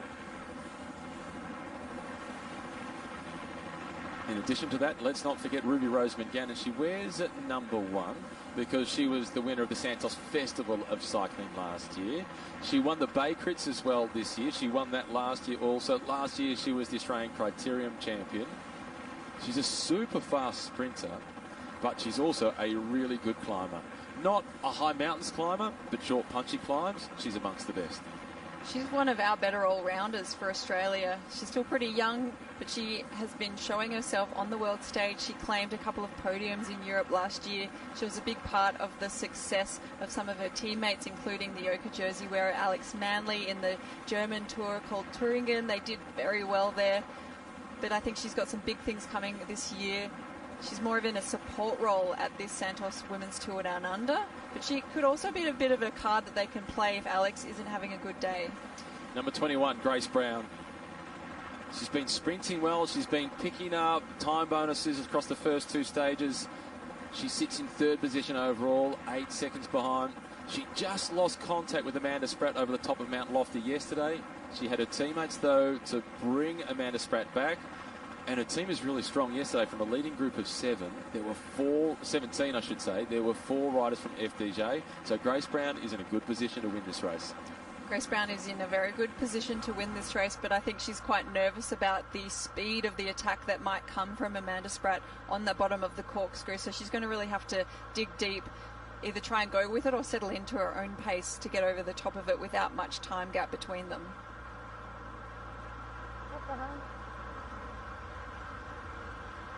Stewart is turning this into a team's pursuit, a discipline that she knows well.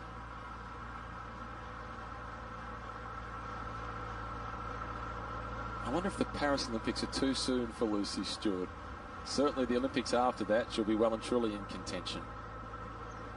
She's got to be part of the conversation for the national selectors. That's on the track I'm referring to.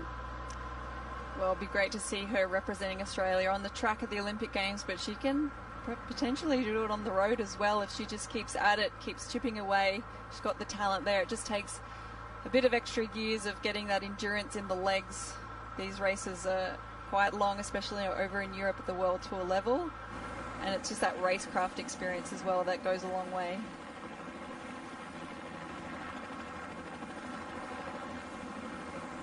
We haven't had a stage yet where we haven't seen vineyards. It is the classic Adelaide backdrop. Thirsty? Getting there.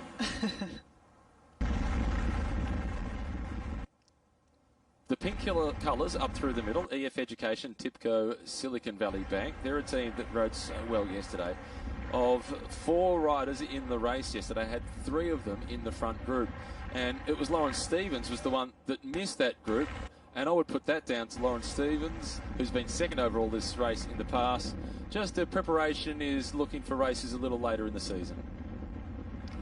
Some of these top riders aren't in the best shape that they aim to be in for the later parts of the season. Some of the climbers are looking for results at the Giro Rosa in June and July, and of course the Tour de France Femmes. So this week is a really good chance to get that extra conditioning.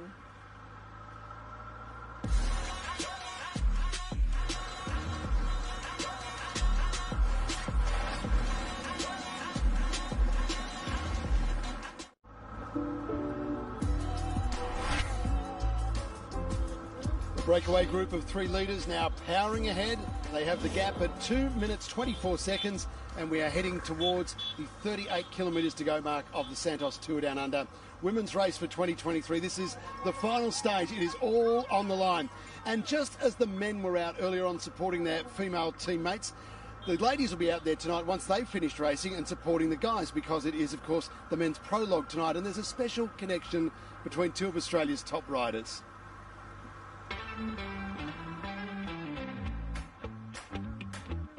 It's really interesting, but I think it's complementary. I really enjoy having someone and having Luke. He understands cycling, so it makes our relationship quite easy. So I think that we also have our struggles when, I might not have a great race or he might not have a great race, but we can support each other. I think it's a really good dynamic, and we understand each other, what we're going through.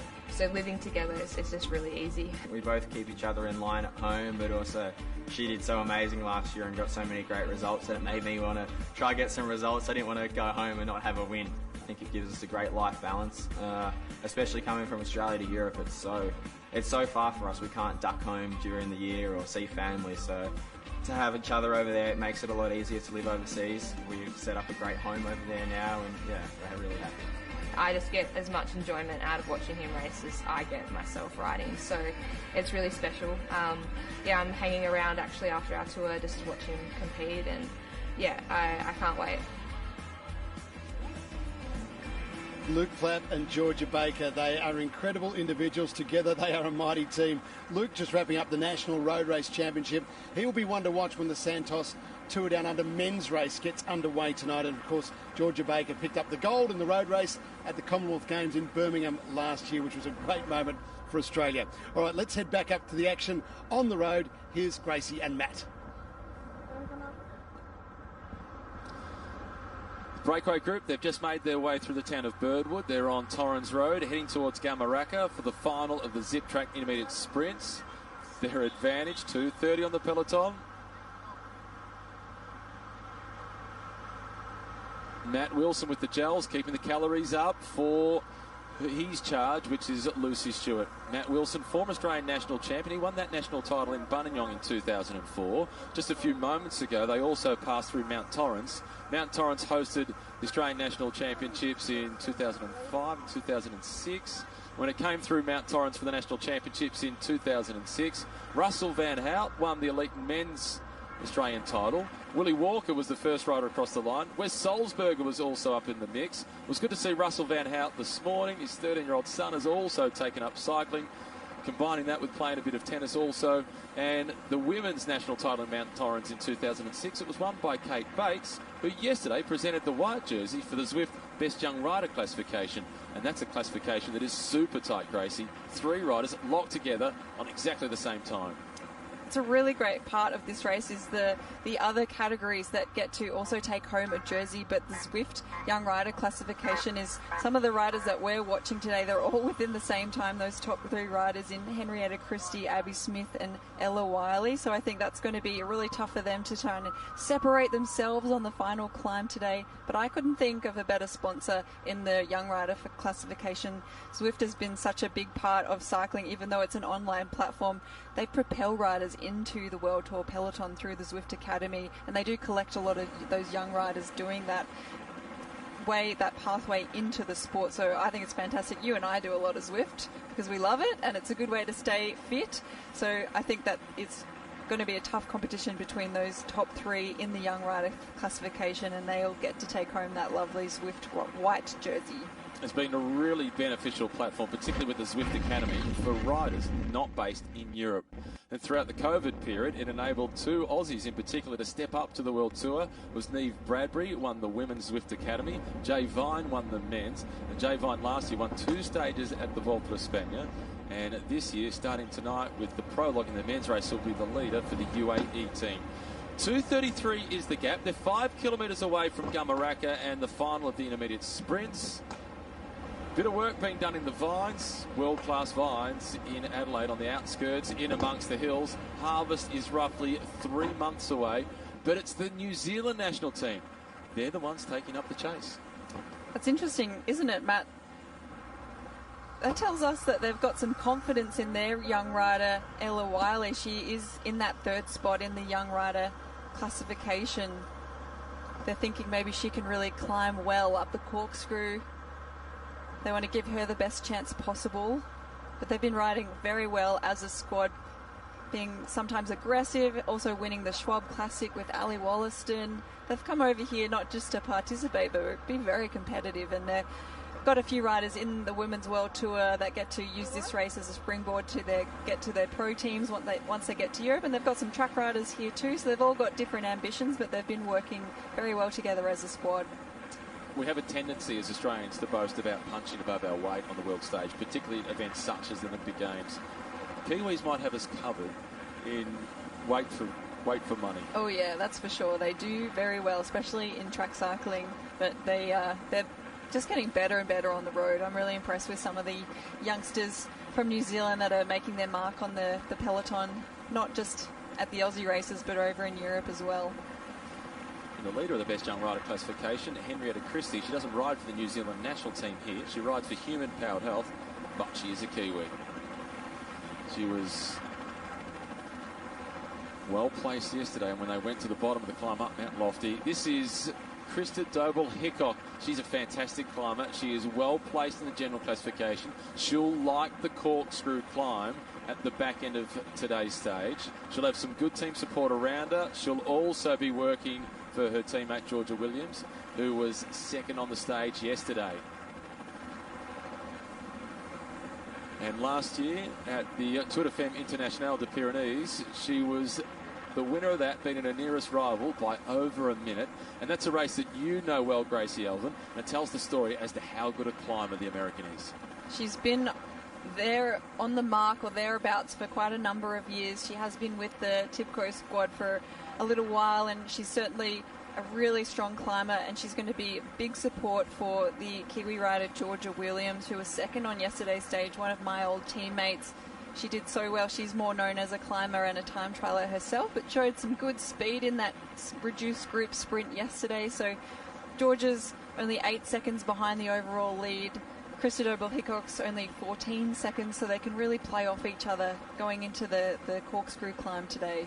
Plus, that team has Abby Smith in equal first position in the race for the Best Young Riders jersey. They've got plenty of options. They do indeed. Jessica Allen at the front for the Jayco Alula team. So the Kiwis, they've decided to stop doing the chasing. Jayco, they're not chasing. Trek aren't chasing either. But they're making sure they're staying up the front and out of trouble. Ironically, moments like these where it looks safe, it's not frenetic, there can be crashes within the peloton with a lapse in concentration.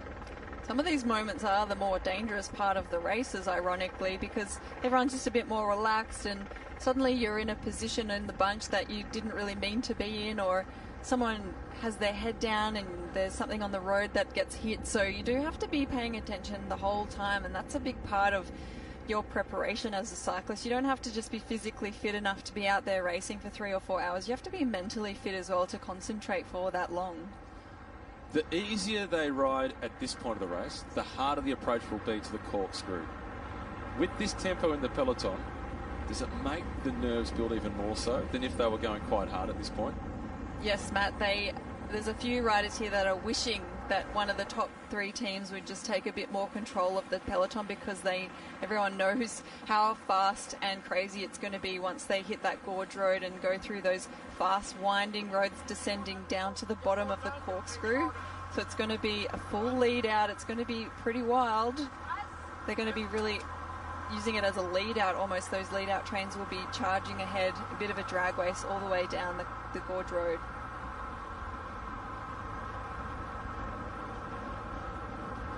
One and a half kilometres from the final of the intermediate sprints.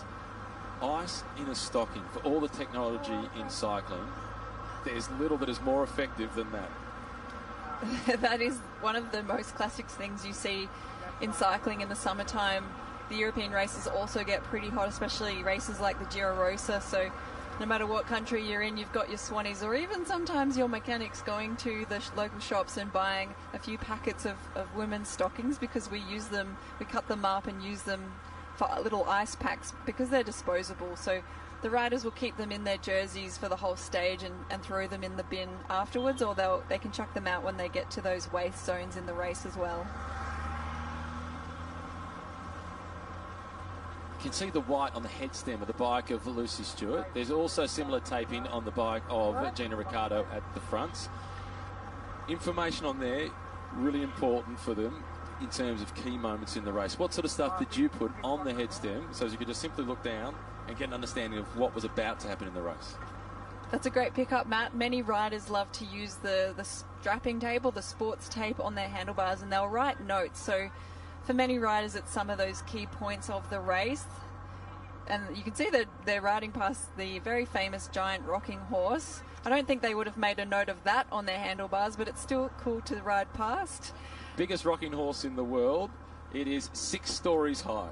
That is an impressive rocking horse. It's certainly one to look at. I remember being in a race, but now we can see a bit more action happening in the peloton. Cristoforo, it is in the white colours. Jessica Allen also at the front. Next in line from the Australian national team, that is Hayley Fuller, who is marking the move. Taylor Wiles does the job for Trek Segafredo, closing things down. The leaders just on the outskirts of Gamaraka, about to go through the final intermediate sprint.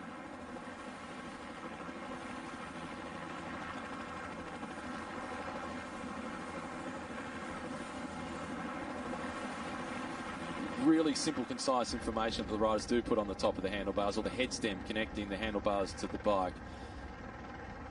To avoid things that they have to remember, they can just make that crisp reference because they've got plenty of other information. Now 100 metres to the sprint. Gina Ricciardo here having the conversation with Stewart. Does Stewart get to take the points? If it came down to a raw sprint, I'd be backing Stewart to win it. The others have recognised it. Stewart collects the maximum. She gets 3 points in the race for the Zip Track points classification, the battle for blue. In situations like this in the breakaways, if they're not really going for some of those classifications, they do have a little chat and just go, oh, you can take it. It's a bit of a show of sportsmanship more than anything. It was really good to see Gina Ricciardo was happy for Lucinda Stewart to roll across the line first there. It's really good for the teams just to get their name on the top of that little leaderboard in the classification sheets of the day. And in third position, Georgia Danford. She was second in the first of the sprints, and she didn't challenge on either of them.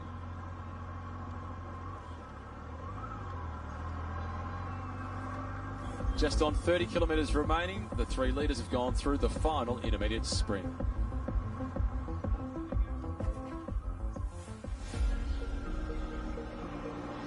Gateway and beautiful background to the Santos Tour Down Under are the Adelaide Hills. Experience cycling, walking and horse riding on the pathway named after late cyclist Amy Gillett to enjoy cycling and in safety.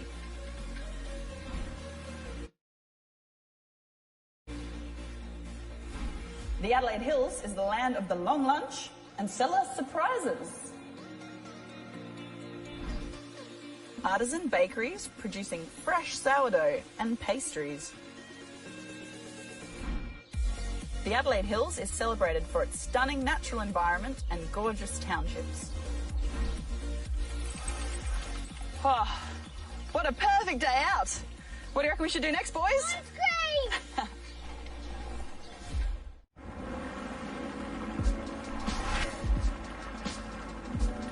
Closing in on the 28 kilometres to go mark of stage 3, the final stage of the Women's Santos Tour Down Under race, and you just get the feeling that things are starting to move. Annette Edmondson, there is plenty happening here, but there's plenty happening in the city of Adelaide too. Rain is on its way, and that is going to be a big factor for this race. Don't forget, we've got the men's race happening tonight. That's the radar at the moment. There is plenty of activity there. There's a little bit of drizzle just at the finish line where we are in Campbelltown at the moment. But, Nettie, what does it mean to the girls out on the road?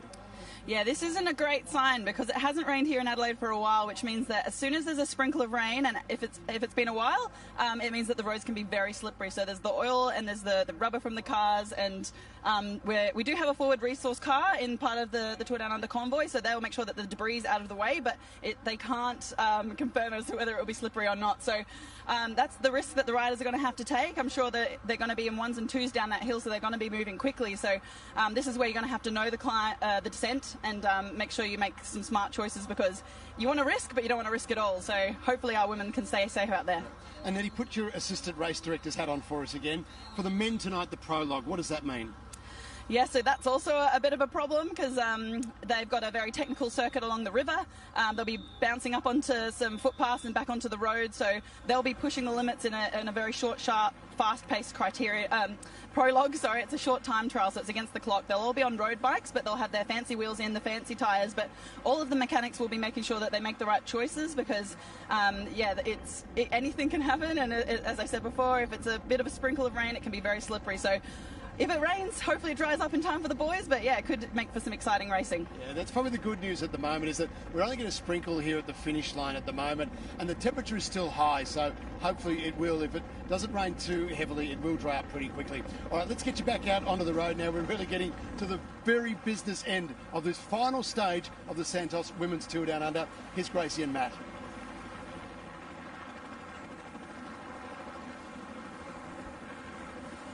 The peloton is heading down through the gorge. When it makes a right-hand turn, the roads will start to become really windly. And now we are seeing the fight for spots at the front of the peloton. This is not about chasing the breakaway group at 2 minutes and 29 seconds ahead. This is about getting ready for the climb of the corkscrew. Manly, the winner yesterday. It was perfection yesterday by Alex Manley. Slipped up the inside, the right-hand turn, 150 metres to go, and they never got near her. She starts today's stage with an 8-second buffer on her nearest rival. One of them is the Australian time trial champion, Grace Brown. For Amanda Spratt, she's at 14 seconds behind. Importantly, Alex Manley, she's got a really strong team around her. Number 1, Ruby Rose Bengannon, could prove to be her most important ally. It's going to be a great showdown between the Trek Segafredo team and the Jayco Alula team and the FDJ Suez team. All three Australian riders, not just the best in Australia, but some of the best in the world. 5th overall, 14 seconds behind Amanda Spratt. She's won the race 3 times in the past, but this is the first time that the Santos Tour Down Under has been a World Tour race for the women's edition of the race. She went on the attack yesterday. She put her cards on the table. The Trek Segafredo team yesterday, Gracie, they took a big risk trying to explode the peloton. In the end, it resulted in Spratt not having any teammates in the main group. It's the risk they needed to take. I'm anticipating they'll do similar on the approach to the corkscrew climb this time around. Well, Matt, it was the risk they needed to take yesterday because of the nature of the course. They needed to make it hard so Spratty could attack. But we're seeing number 76 getting dropped out of the trio. She's had a fantastic ride today. Georgia Danford is losing contact. She spent the day off the front with Gina Ricciardo, was then joined by Lucy Stewart, and it was Danford who was the one who initiated the breakaway. These are tough roads. This is not classified as one of the Queen of the Mountains points, but in the words of the late, great Paul Sherwin, these roads are grippy. Second yesterday, Georgia Williams. She's in career best form. She's dangerous. She's just 8 seconds behind the leader's jersey. Georgia Williams had such an impressive performance yesterday. We usually see her performing as a domestique. She's been one of my old teammates in the Green Edge squad. She's made the move over to EF Education. She's loving the new colours and the new teammates, and some more freedom to be in a leadership role. So she's really going to do everything that she can today to go with those top climbers up the corkscrew. Ruby Roseman Gannon, she wears number 1. She won the Santos Festival of Cycling last year. She is in 4th position overall, 13 seconds behind the lead. But the leader is her teammate, Alex Manley. She's not just a teammate, they're really close friends. What role does Ruby have today? Good question, Matt. Ruby is such a talented and strong bike rider in so many different ways. We know her as quite a good sprinter, but she can also climb pretty well, and she's going to be a big support for Alex Manley. If Alex can't quite make it with Amanda Spratt, if Spratty goes really hard from the bottom of the climb, someone like Ruby can really pace Manley all the way up the climb and really pull her back on that last final descent. Nicole Frayne, former Australian champion. She's in 6th position overall, 14 seconds down. She crashed yesterday, but she recovered. She's been riding well. She skipped the national championships, and this is her first big target. Can she possibly cause the upset and take the win? We'll find out soon, because they're not too far away from hitting the corkscrew climb.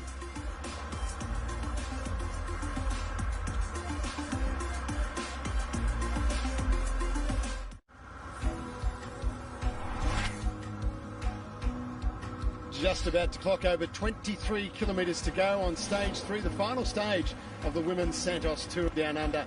And you can feel that things are starting to pick up because they are closing in. And I'm talking about 12 k's roughly away from the corkscrew. This is the feature, the tough incline that's been talked about all day. The riders have been talking about it for weeks and how they might attack it. James Tobin has found himself a nice spot at the base of the corkscrew. This is the point we're all talking about, where Gorge Road turns left up Corkscrew Road, and it's steep, an average gradient of 9.4%, but there's nowhere to hide when it tops out at 24.4%. Is there... It's all right, we'll just... Rider's nightmare, that one, the corkscrew. We'll hear more from James Tobin. Let him just catch up there.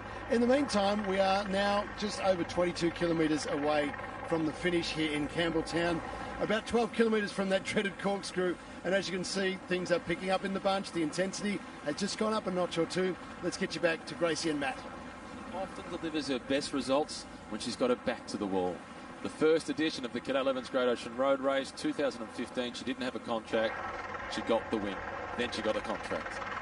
She certainly had some tough moments in her career. She's had some big highs and a few lows, some challenges there to overcome, such as being out of contracts and big crashes, but she is one of the most resilient riders out in that peloton. She's had a long career, but she really fancies herself as a top climber, and she's looking forward to today. Oh, Lucy Stewart goes down on the turn onto the Gorge Road. She's just hit some dirt.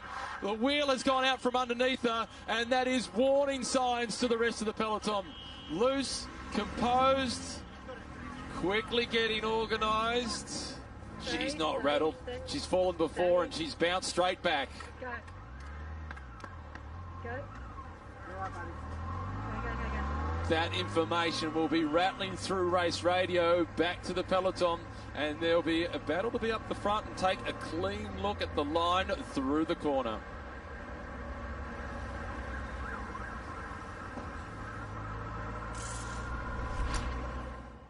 Here's another look at it. Just the tiniest bit of dirt was enough to send Lucy Stewart down to the deck. How composed is she? She's 18 years of age. She's just out of the junior ranks. Didn't look rattled at all. When we saw it in real time, she just got up so quickly in the slow-mo that you could see that she's just grazing her elbow across the road, but very composed. She was checking her bike straight away. She didn't even check her arms and legs. She was making sure that the bike was okay, but that's going to rattle her. You can see that she's a little bit more cautious now in these corners. Unfortunately, it wasn't the bad line she took. It was some of that gravel across the road. There was a lot of whistles there, but sometimes you just don't see it quick enough. Peloton through the corner safely. They all breathe a sigh of relief. And one of the locals, the Oka jersey, 3rd position for Jaco Alula. She got herself to the front. She knew where she needed to be and when.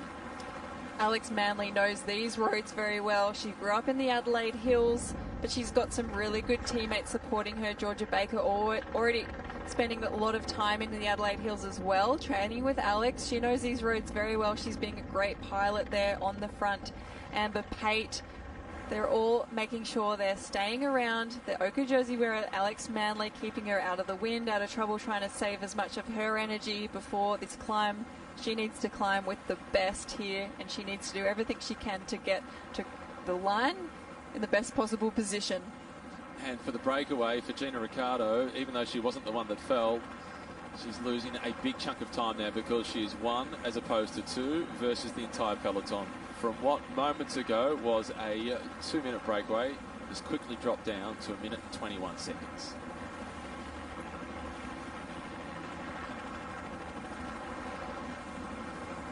Peloton heading down through the gorge towards the corkscrew climb. And a fair way from here is the Flinders Ranges, and this is an ancient landscape that promises an epic adventure. The Flinders Ranges is well worth a visit. It's got towering cliffs, deep craters. You'll be surrounded by spectacular gorges and mountains. It's a 5-hour drive, or you can take the option for a short flight from Adelaide. And it's a great place to go for camping and hiking, just to get away from it all. Gracie, you can just imagine the stargazing here at night would be to behold. There's just so many places I want to come back to as a tourist here. I'm so grateful to be here, part of the Santos Festival of Cycling, but geez, there's just so many amazing attractions to come back for in the Adelaide region. Gina Ricciardo out in front on her own. Martin Barras, the sports director. What can he possibly say now? It's pretty simple, really. Just keep doing what you're doing. There's no waiting for Lou Stewart this time around. The ice melted quickly. It didn't seem like all that long ago we saw Gina Ricciardo putting ice down the back of her jersey.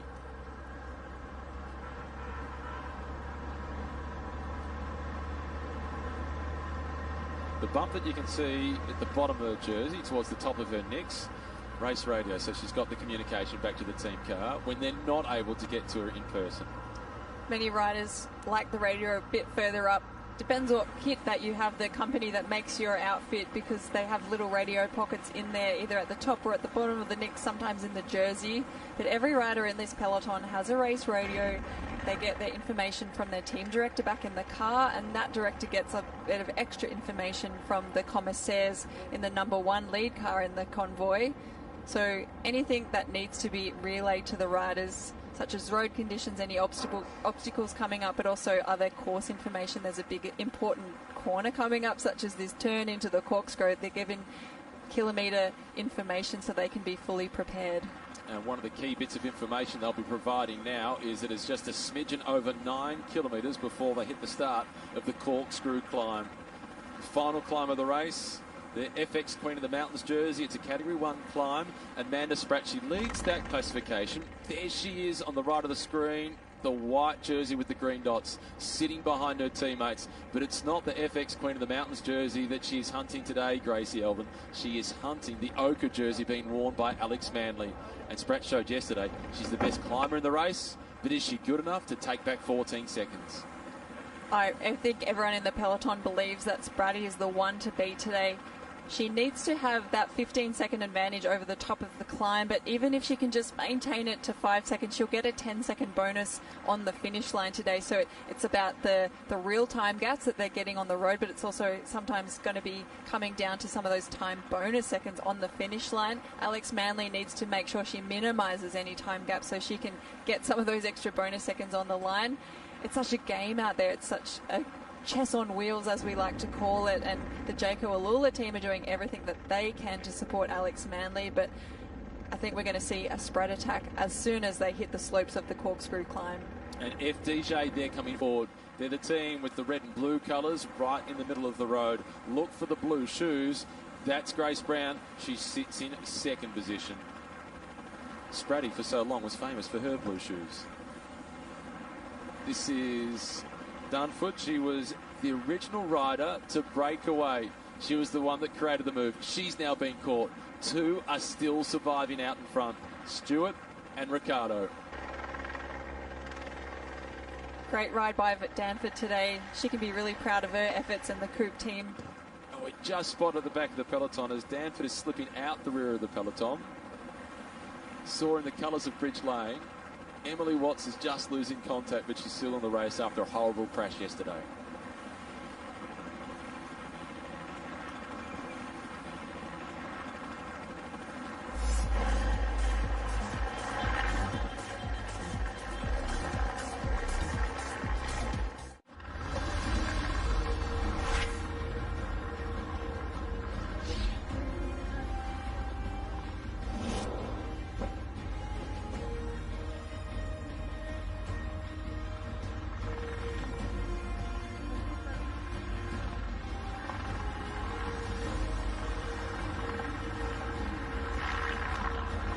Their leaders. This is a drag race now between those top three teams. Trek Segafredo in those light blue colours on the right of your screen.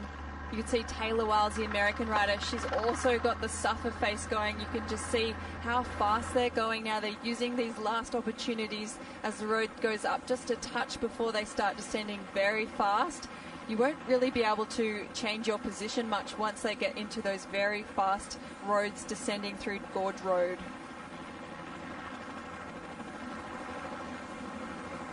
Finally, officially, all over for Gina Ricciardo.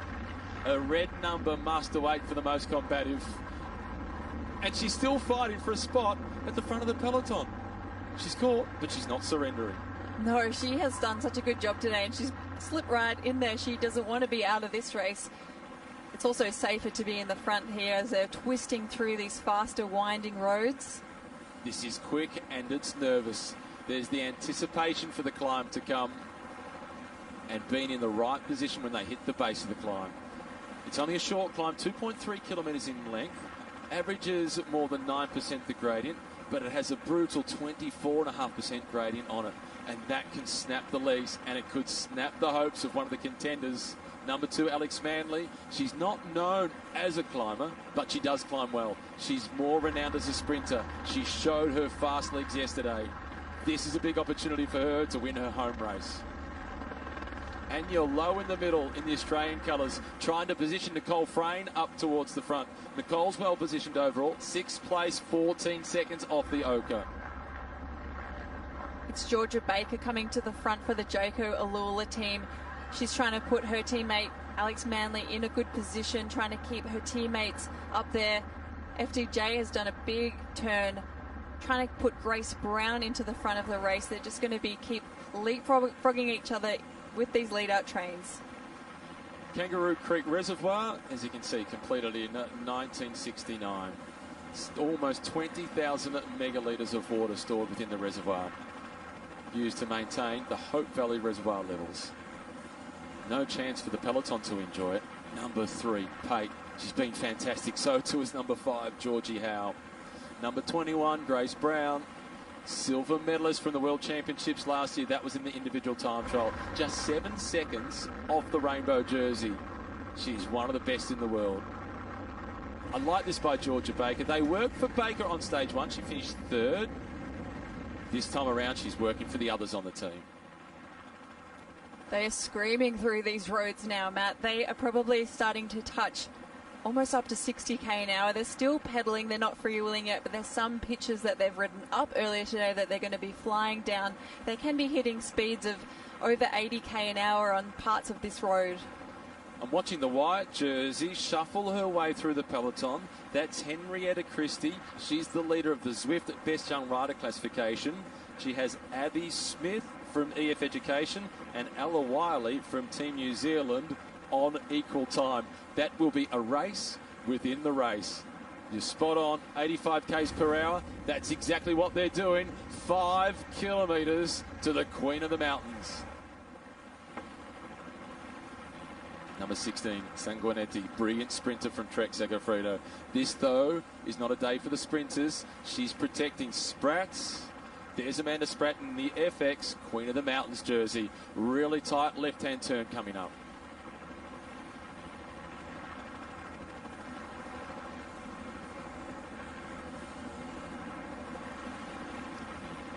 The sharp left-hand corner signifies the climb getting underway. They're approaching it rapidly. No place for the faint-hearted here, Gracie. every support rider now in these top teams are giving absolutely everything. They don't have to save anything left in the tank. This is the final stage. They want to put their GC riders in the best position possible.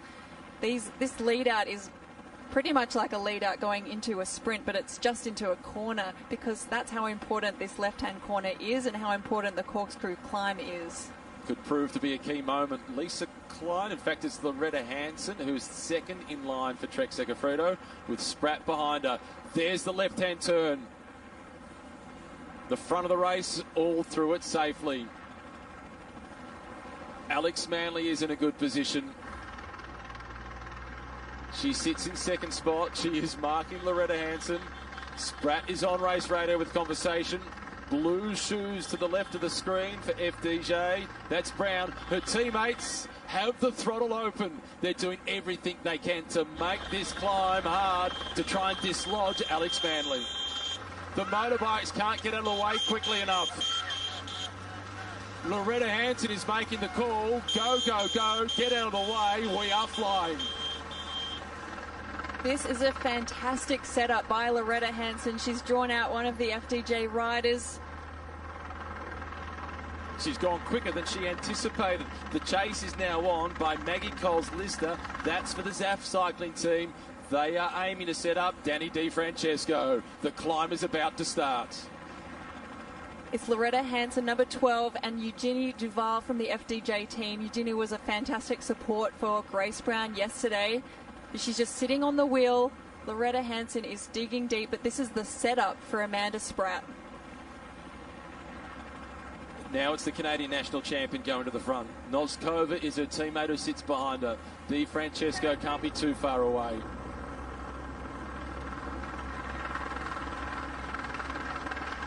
Grace Brown marking Amanda Spratt. The top three favourites, Spratt, Brown and Manley, all line up behind each other. Ruby Roseman Gannon is also there, as is the white jersey for the Zwift Best Young Rider classification, Henrietta Christie from Human Powered Health.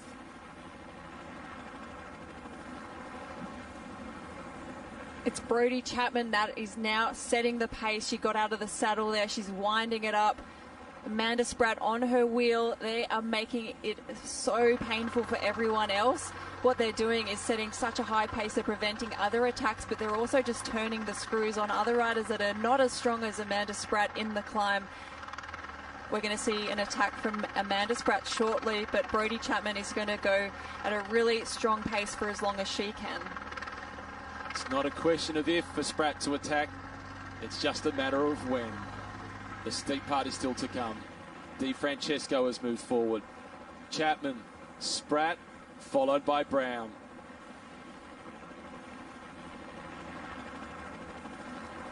You could see Spratt having a bit of a look around who was on her wheel, seeing that Grace Brown was right there. Alex Manley also not too far behind. And Ruby Roseman Gannon is also just making sure that Manley is very well protected, but Ruby Roseman Gannon does look like she's got better legs today. I think it's going to be really tough for Alex Manley. She's starting to drift back through the peloton. Inside the last 10 kilometres, roughly 9 Ks to go. Steels with the red number, the most combative yesterday. It's now number 2, Manley, who's got some combating to do just to stick with this group. 55, Williams, second on the stage yesterday, the rider in the pink colours. Can she make it over the corkscrew? Rachel Nayland with the white helmet and the red stripe down the middle. She likes this climb. She's coming forward. She's ready for an attack herself. It's the middle part of this climb that is super steep. So this is where we could see Amanda Spratt really attacking and try and getting that gap on the rest of the field. Alex Manley there in the ochre jersey. She's just drifted back to this front group. It's going to be tough for her. She needs to just really stay in contact with these riders. She's fighting for her survival. She has slipped to second last position within a very select peloton.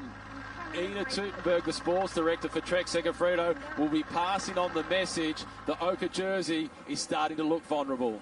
having that in your radio, the riders out in the front of this group, Brodie Chapman and Amanda Spratt, will really take confidence in that they've already put a lot of pressure on Oka jersey wearer Alex Manley, and they know that they've just got more to give. This is a really good opportunity for Spratty to attack soon.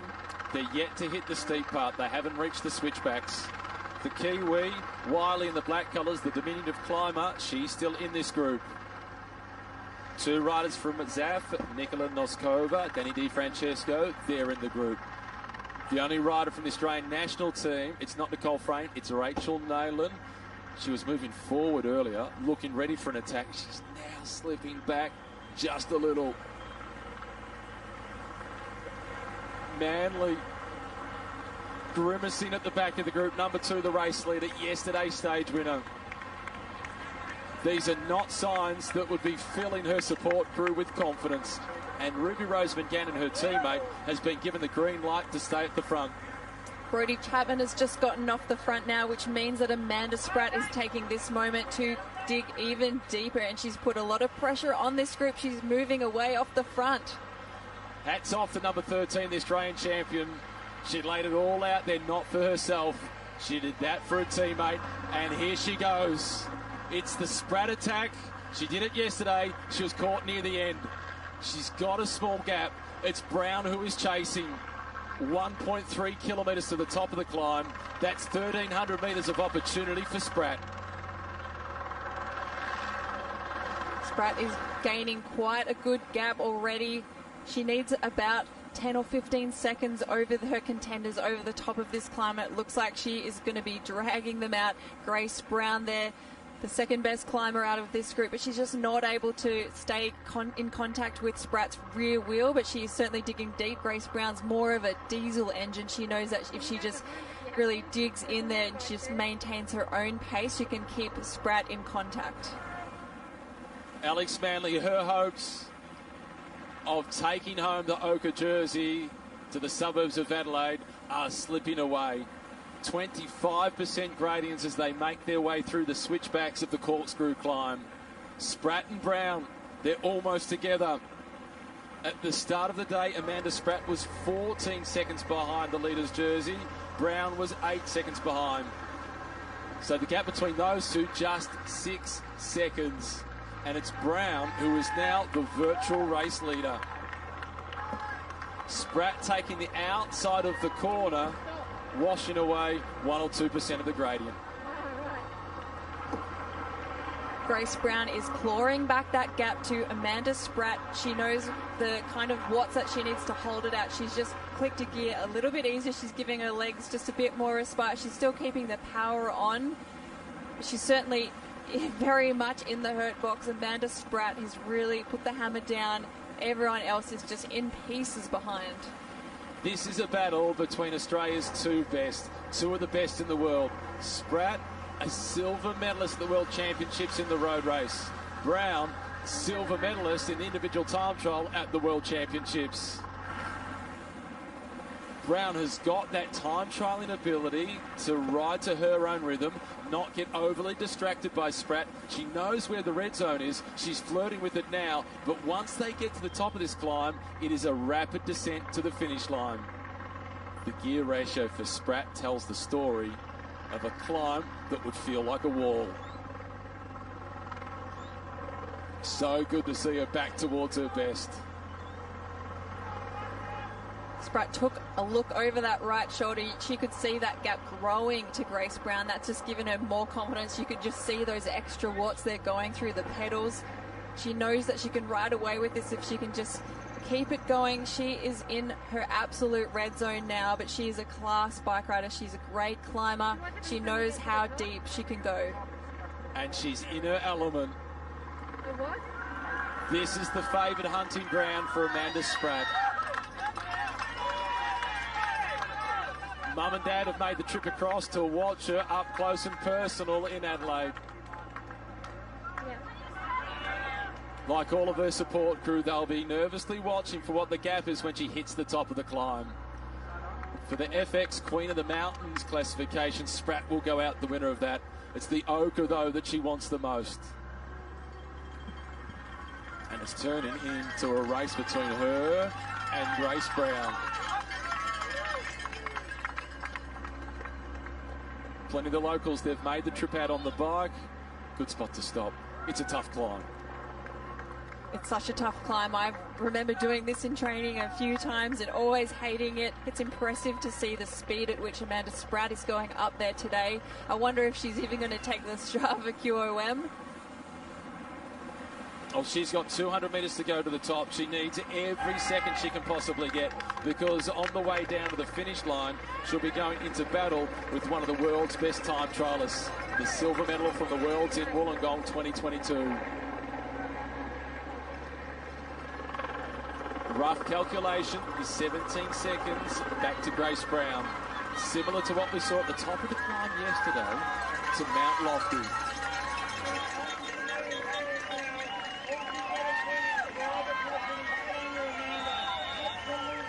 Across the top for Spratt.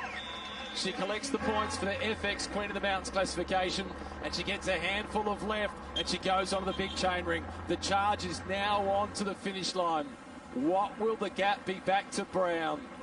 15 seconds have already gone by. 19.26 seconds is the gap to Grace Brown. This is exactly the time gap that Amanda Spratt was hoping to gain over the top of this climb.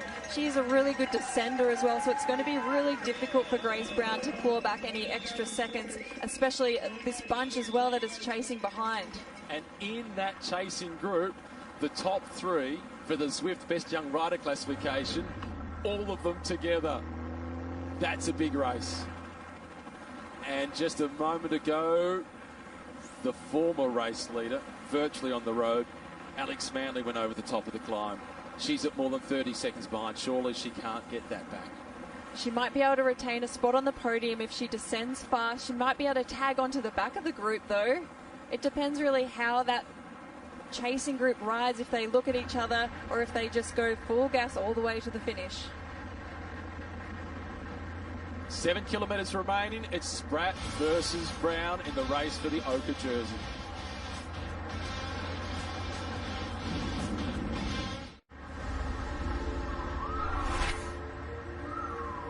The race is onto the finish line. Amanda Spratt leads. She's about 30 seconds ahead of Grace Brown. They went over the top of the corkscrew not too long ago. James Tobin was there.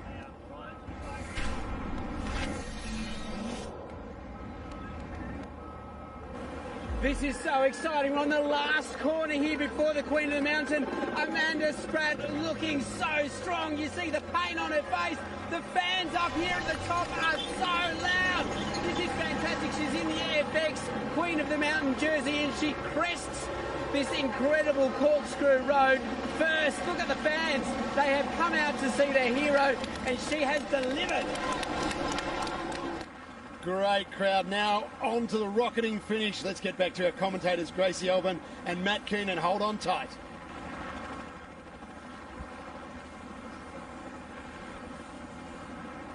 Oh, the race is up in the air. It is Amanda Spratt who is out in front. She holds on to a 10-second advantage over Grace Brown. They're inside the last 3 kilometres. It's 30 seconds back to what is left of the peloton, including 3 riders in the pink colours for EF Education. Working for Williams for a spot on the podium, for Smith for the white jersey. 2 kilometres. Less than 10 seconds is the gap for Spratt ahead of Brown. The time trialist is chasing the climber. It's touch and go for Spratt. Look across the shoulder. What does she see? She sees Grace Brown closing. There's nothing else that she can do but fully commit, give absolutely everything all the way to the line. She needs that 10-second time bonus if she wants to take over this ochre jersey. She does not want Grace Brown to catch her. She needs a 2-second gap plus the time bonuses, and that would put them locked together on equal time, and it would come to a count back. The stage victory would get her the overall win. But Brown looks set not to let it unfold like that. She continues to close the gap to Spratt. At the top of the climb, the gap was 19.2 seconds. Brown is almost there. This reminds me of when Brown was chasing former world champion Lizzie Deignan at the Bastogne-Liège race. She didn't quite make it, and today she doesn't want to let that happen. She is about to get onto the back wheel of Amanda Spratt. into Campbelltown, into the closing 100 metres. Brown has made it across. 1 kilometre remaining. Brown's made contact. She's in the box seat to win the Santos Tour Down Under. Brown will know that the ochre jersey wearer Alex Manley is too far behind to take the overall jersey home today, so all she has to do is sit on and win this sprint. They've slowed right down now. They're going to play a little bit of a cat and mouse to see who takes out the stage. Brown started the day with a 6-second advantage over Amanda Spratt in the race for the ochre jersey. 500 metres. They're playing a dangerous game of cat and mouse, because the chase is on from behind.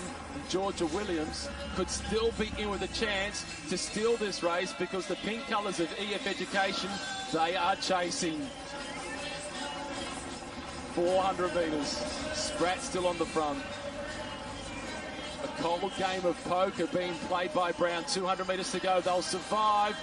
Brown now pounces. She opens up the gap. She gets the better of Spratt. The brilliance of Brown takes the stage, and she wins the Santos Tour Down Under. Spratt in second position. The sprint for third still to come.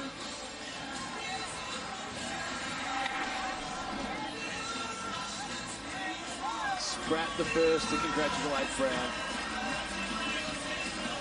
Gap back to the peloton. Williams should hold on to third place in the overall standings.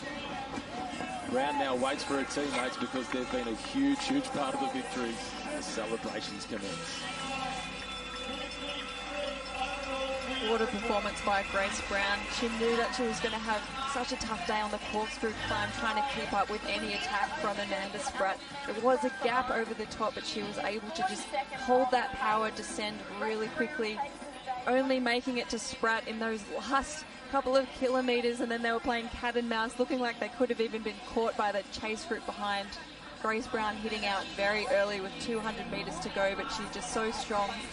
Amanda Spratt sat back in the saddle and ceded the overall general classification as well as the stage win to Grace Brown. And this is Brodie Chapman bringing the next group home. Fist pump in there from Eugenie Duval, one of the teammates of Grace Brown, because it's the stage victory, it's the overall victory as well for that team.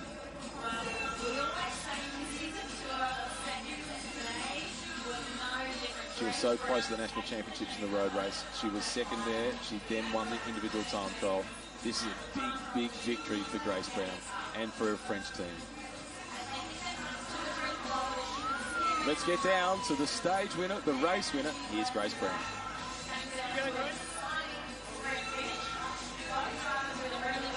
Grace, after what was a very hectic final, that's an amazing victory. Well done.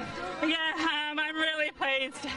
The team did an awesome job today. It was a little bit more calm for most of the race, but yeah, they led me out into the final climb, and I knew that Amanda was going to be really good on the corkscrew, but I just kept her within distance, knowing that, yeah, I could potentially catch her back on the descent, and yeah, was able to do it. So it's really cool to take this victory after some awesome work from my team all week, and yeah, I'm just really grateful.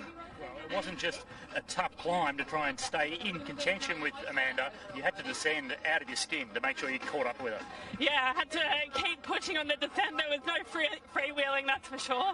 I actually put a bigger chain ring on this morning, knowing that this might be a scenario that plays out. So, good decision, I think. When you did catch Amanda coming into the finish there, were you confident you could come away with the win, or still a little bit nervous? No, I thought in a finish like this, slightly downhill, I would have an advantage on Spratty. I did think when I caught her, should I take a flyer, but I decided that was a little bit more risky, so sat in behind and took the jump on her in the last 200 metres. On the first stage, you picked up a 3-second time bonus, and on a tight finish like this, that was a very smart move a couple of days ago, wasn't it? Yeah, I've been in a similar situation last year at the Women's Tour of Britain where I lost the GC by 1 second in the final stage. So, I wanted to be on the front foot this week. Well, a fantastic stage win, and of course the first Women's Santos World Tour winner. Well done. Thank you so much, Scott. It's awesome. As we heard there from Grace Brown, tactically brilliant, and those all-important time bonuses from earlier in the race, they paid dividends in the end. She wins the general classification. It was a brilliant performance by her entire team. Yeah, all credit to the FDJ Suez team. Grace Brown was such a strong rider, but she really needed all of that support out there on the road from her teammates.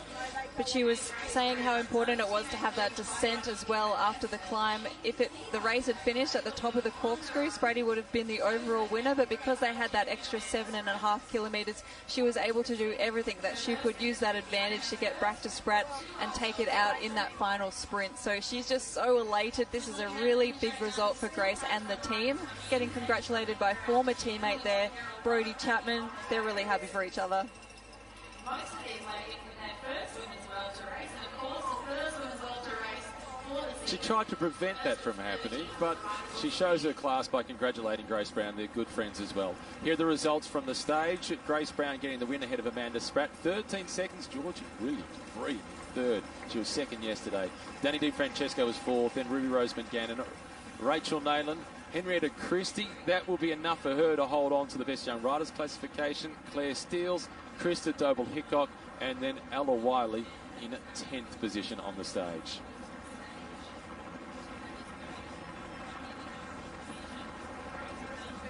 It was a brilliant performance over the final kilometres by Grace Brown. As soon as she got in contact with Amanda Spratt with 1 kilometre to go, she refused to ride in front, to be the one that had her nose in the wind. She had the advantage from this moment on. It was risky but very smart riding there from Grace Brown. She knew that she had enough of a gap from the riders behind that she could play that cat and mouse game. She didn't want to have to ride super hard going into the finish because she knew that Spratty could then potentially take the stage. So she wanted to take the stage and the overall. She stayed really patient, but she did hit out pretty early with 200 metres to go. Spratty just didn't have the legs though after that massive effort over the top of the climb. Tactically, she did everything right today, Amanda Spratt. She was fully committed on the climb. Grace Brown, as we heard in the interview, she does have an advantage over Amanda Spratt when it comes to descending that last 7.5 kilometres. Just the bigger figure of Grace Brown working on the way back down, putting her time trialling ability to good use. Spratt was clearly the best on the climbs, but Grace Brown was the most complete rider. She also picked up all-important time bonuses throughout the race for the Zip Track intermediate sprints, and then her sprinting at the finish line was impeccable. Let's now get down to second place on the stage, second place overall. Scott McGrory is with Amanda Spratt.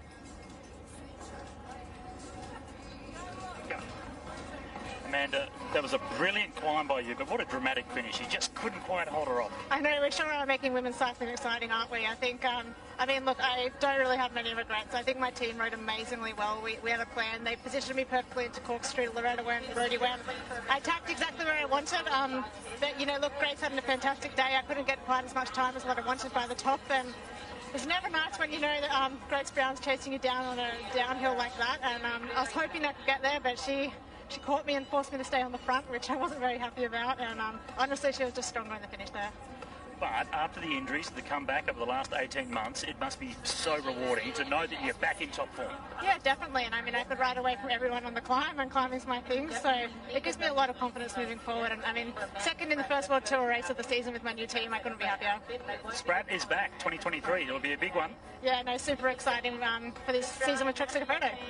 Well done, fantastic. Thank you.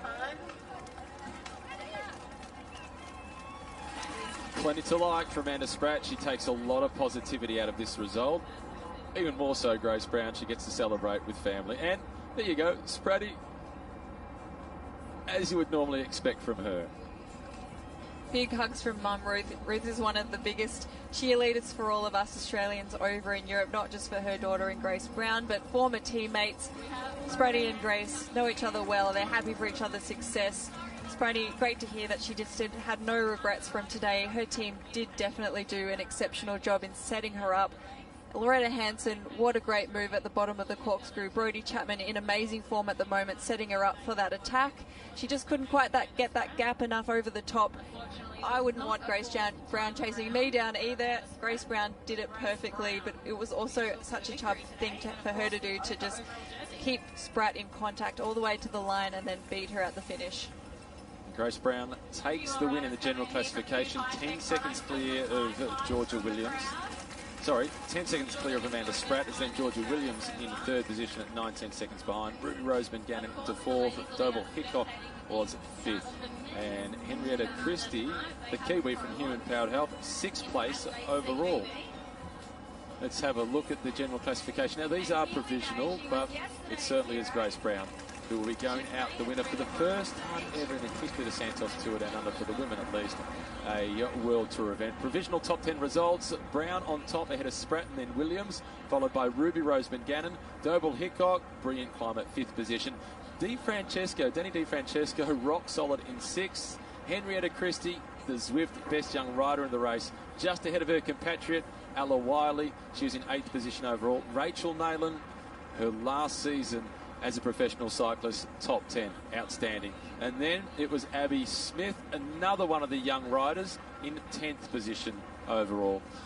One of the stories of the day yesterday and coming into the stage today was Alexandra Manley. She conceded a bit of time today. She came in at 38 seconds behind. But Gracie Elvin, Alexander Manley can be proud of the fight that she put up today to try and hold on to the Ochre jersey. Alex Manley can be very proud. It was such a great result yesterday. Her teammates did a great job, but we get to hear from some of her thoughts from today. Let's get down to it. Alex, the highs and lows of sport. Fantastic day yesterday, but a little bit of disappointment today. Yeah, I mean, I couldn't climb with the climbers today, and yeah, so I lost the jersey, but the girls were incredible all day, so just super thankful for them for that. You're courageous. You had a real go. You did whatever you could. Yeah, I mean, I'm not going to not try, but I just, yeah, didn't quite have the legs today. What can you take out from a ride like today? I mean, I've got great teammates, and yeah, just didn't quite have the legs. I don't know what else to say. But you get victories anyway because you're a sprinter, so it's always difficult in situations like this, isn't it? There's hope coming into a stage like this, but you know, it's got to be mixed with that little bit of balance of disappointment at the end. But you're just riding so well. Great way to start the season. Yeah, thank you. I think I just needed the climb to be a bit further from the finish for me, but yeah, it was a good day. I just didn't quite have the legs in the final. What about the descent at the end? You've gone over the top behind the leaders.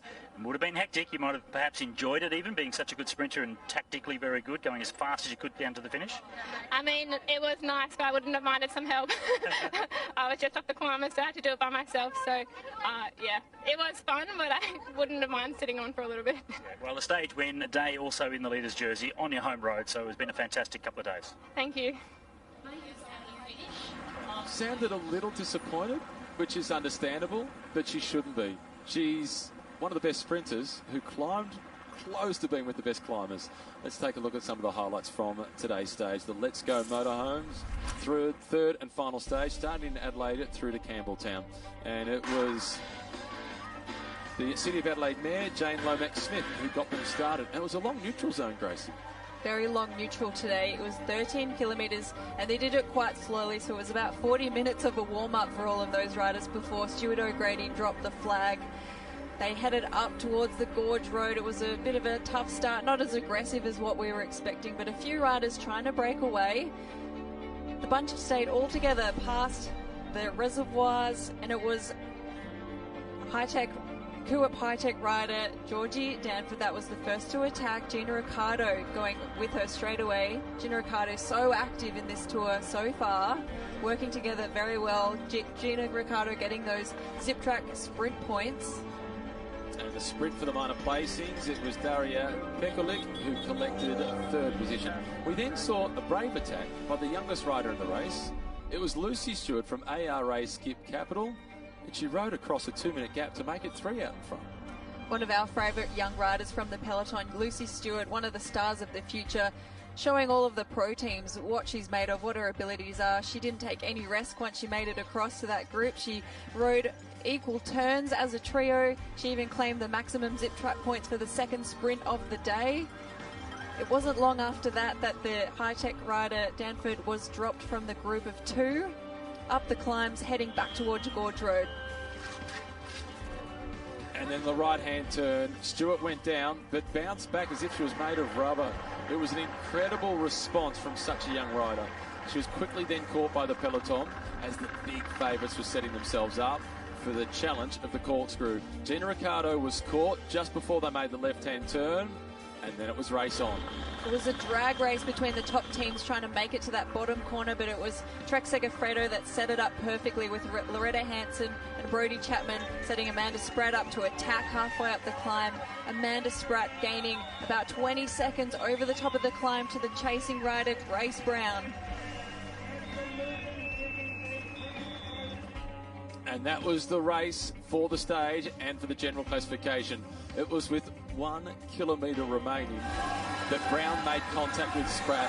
Sat in her slipstream for 800 metres, 200 to go. She opened up the sprint, she burst forward, she collected the stage victory, and she has taken out the overall classification. She is the winner of the Santos Tour Down Under. Celebrating with her teammates.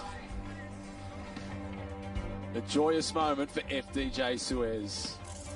Another one of the big protagonists throughout this year's race has been Ruby Roseman Gannon. She's now with Scott McGrory. Ruby, 5th for you on the stage. Of course, you guys were doing everything you could to try and help Alex stay in the overall race lead. So a bit of a sweet day for you in the team overall. Yeah, we were hoping to have some numbers over the top of corkscrew, but yeah, unfortunately we didn't. And yeah, we gave it everything we had. The girls rode so well on that entry into it, so we were in perfect position and just didn't have the legs over that climb. But amazing job by Grace Brown and Spratty, so good. Well, I did mention to Alex, it's the ups and downs of sport, isn't it? So on a high one day in a race lead, and then being hopeful that you can stay in that overall lead. But what's it feel like now when it just doesn't quite come up the way you want it to? Yeah, yesterday was a perfect day. Today not so good. I also lost a tooth at descent, but no, it's the way it is sometimes. And obviously the 2 girls ahead, they were just on another level, and yeah, we gave it what we had and just wasn't quite there today, and we'll come back tomorrow. So do you have to ride back up the descent slowly and just try and find that tooth somewhere? I think it's an impossible task.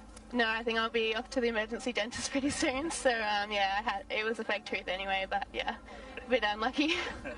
Oh, look, well done on the 5th place on the stage, but look, chin up, keep moving forward. Obviously shows everyone's got good form. Yeah, I know my legs are there, and tactical mistake for me at the end, just leading out too early again. So we've got Cadell's in a week or so, and I think got some fire in the belly, and the team's going well. So yeah, we're going to be back and all guns blazing. Onward and upward. Well done. Thank you so much. Ruby Roseman Gannon with some fire in her belly is a dangerous Ruby Roseman Gannon for the rest of the peloton. Here's another look at the sprint for Grace Brown, getting the win ahead of Amanda Spratt. And we saw the tooth missing from Ruby Roseman Gannon. That was a result of a crash that she had a few years ago. All the best with quick recovery from the damage done today for Ruby. Spratt, 2nd on the stage, 2nd in the general classification. It was the Kiwi Williams, 3rd place overall for her. New team for her this season, the pink colours of EF. Great start to 2023 for the New Zealander.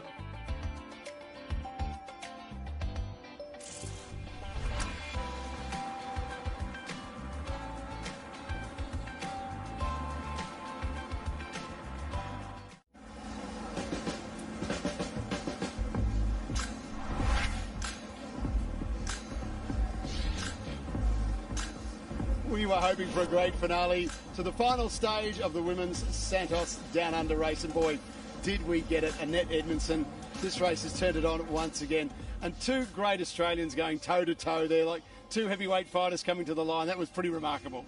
It certainly was very exciting. Good on Grace Brown from FDJ Suez. She held tight, she fought on down that climb, and she managed to catch Spratt within that last kilometre. I think Spratt was going to have to finish with a 2-second gap in front of her with the bonus seconds, so that was the moment that she won the GC, but she managed to take the stage out as well, so very exciting. A very hard question for you, the ride of the day. How do you pick one from all of that? I know. It was challenging. I have gone with young Lucinda Stewart. She's 18 years old. She noticed that she needed to be there. at the with the breakaway. So she bridged across a 2-minute gap on her own at just 18 years of age. And yeah, she was up there at the front, represented her ARA cycling team. She then unfortunately came down, but was up straight away, and I know that she's going to be one to watch in the future. I'm also really impressed with our youngsters, Henrietta Christie and Ella Wiley, who took out first and second in the under-23 category, but they were also in the top 10 in 7th and 8th position. Yeah, there's some very courageous efforts, no doubt about it. Amanda Spratt we've got to talk about as well. She was courageous today. She gave it everything. Oh, that was Lucinda. That was the moment she hit the deck. So up, bent her bars back into action. But here's Spratty. This is the moment she took on the climb. She broke away from her competitors. There's Grace Brown in the background. I think by the time she crested, she had about a 19-second gap on Grace Brown. So here she is putting in the hard work up the corkscrew climb. It's a 9% average, but this is the section that's about 24%. So Spratty is known for her climbing. She's back to where she was a couple of years ago. So she had an operation about a year ago, and it's just so good to see her taking on the Aussie roads. I'm sure she would have liked this to be the finish up the top of the FX Queen of the Mountain, but we wanted to keep it exciting. We've done a 7.5 kilometre quick descent down Montacute. Here's the sprint between Grace Brown from FDJ Suez. She's taken on Amanda Spratt, and she's managed to throw her hands in the air. So we've seen the Oka jersey change 3 times. It was Daria Pikalik in stage 1 along the beachfront. Then we had Alexandra Manley up in the hills in Uradla. And now Grace Brown is the one that takes home the Oka jersey. So super exciting racing throughout the last 3 days. Very good. And nice to the Grace Brown thanked her French team too for their great efforts, because they really did support her through this race. Certainly, and it's really, really cool to have such a great international field. So this is the first time we've had a Women's World Tour event here in Adelaide at the Tour Down Under. So it's the very first Women's World Tour in the Southern Hemisphere. And we've managed to attract a handful of international teams. So I hope that the rest of the Women's World Tour are watching this race, and that they see how exciting and competitive the races are, and are going to join us next year. And Nettie, as a former Australian pro rider, when you look at the results by the Australians, there's some pretty promising results in there. There certainly are. Yes, so Lucinda Stewart, Rider of the Day, 18 years of age. We've got some, we got Grace Brown in first. We've got Amanda Spratt. Spratty's back. It just shows you just how good our competition is here. Here we are. We see FDJ Suez congratulating each other. It's been a big few days of racing. They were very well represented each day. Yesterday, they were also over Mount Lofty. There was about 3 or 4 of them in the chase group. So they have worked really well together as a team. So this is what it's all about, putting in that hard work, putting in the effort, and when it pulls off like this, it is worth every moment of blood, sweat and tears. Now, Nettie, you had an interesting seat because you stepped back from being a rider this year to be an assistant race director. Are you happy with what you've seen in the race this year, the course, the way the riders attacked it? Absolutely, yeah, it had something for everyone. We had hoped that would happen. We wanted a flat stage, we wanted a medium stage, and then we also wanted a challenging GC shake-up. So we're very, very happy with that. It does give you a few ideas for next year. We're hoping to extend and keep on building the momentum of this race. What's also very exciting is we've got the men starting tonight. So we've got a prologue down in Adelaide CBD. They've got a short circuit along the River Torrens, and I know that the boys have been hungry, and they flew into Adelaide over a week ago, so they're ready to go. And I hope that they've been inspired from some of this aggressive racing from our ladies. Yeah, very much so. It's interesting for the guys, isn't it? Because they've sat back for almost a week now and watched the girls racing and just really enjoyed it. Even today, some of the guys, the men's teams were out at the start, just getting themselves in the right mindset and supporting the ladies' teams. And the women will be there tonight to support the guys as well. Yeah, that's one of the perks of this race is they're all in together. They're all in at the Hilton. They're all got sharing space at the Tour Village, and they're all in the presentation together. So we're really working hard to try and elevate these ladies. And it was really nice to see the FDJ boys there this morning to support their teammates. Yeah, it is a great sport. Hey, you can see the men's prologue tonight on 7 from 6 p.m. Eastern Time. Just check your local guides. 5:30 local time here in Adelaide. It is going to be a magic night tonight. This course is absolutely superb, and I know that you've had some input into the way this course is constructed, and it just looks fantastic, Nettie. You and Stewie O'Grady and the team can be really proud. Of course, coming up for you tomorrow, we've got the men's race starting, stage 1. Out and back from Tanunda should be a great one. Midday start for you on Australian Eastern Daylight Time. 11:30 here in Adelaide. Just check your local guides for times where you are, but it is going to be a magnificent day. Looking forward to it. Excited about tomorrow and getting the men started, Nettie? I can't wait. It's going to shake it up. Race director Stuart O'Grady has put a lot of hard work and time into this men's race. It's been a couple of years, but we're finally here. And Women's World Tour race is just finished. The Men's World Tour is about to begin. It's all happening here in Adelaide. We've loved it. Hey, hope you enjoyed it today. Exciting racing. We look forward to seeing you once again tomorrow. Have a great night. We'll see you from 6 tonight. Great start to 2023.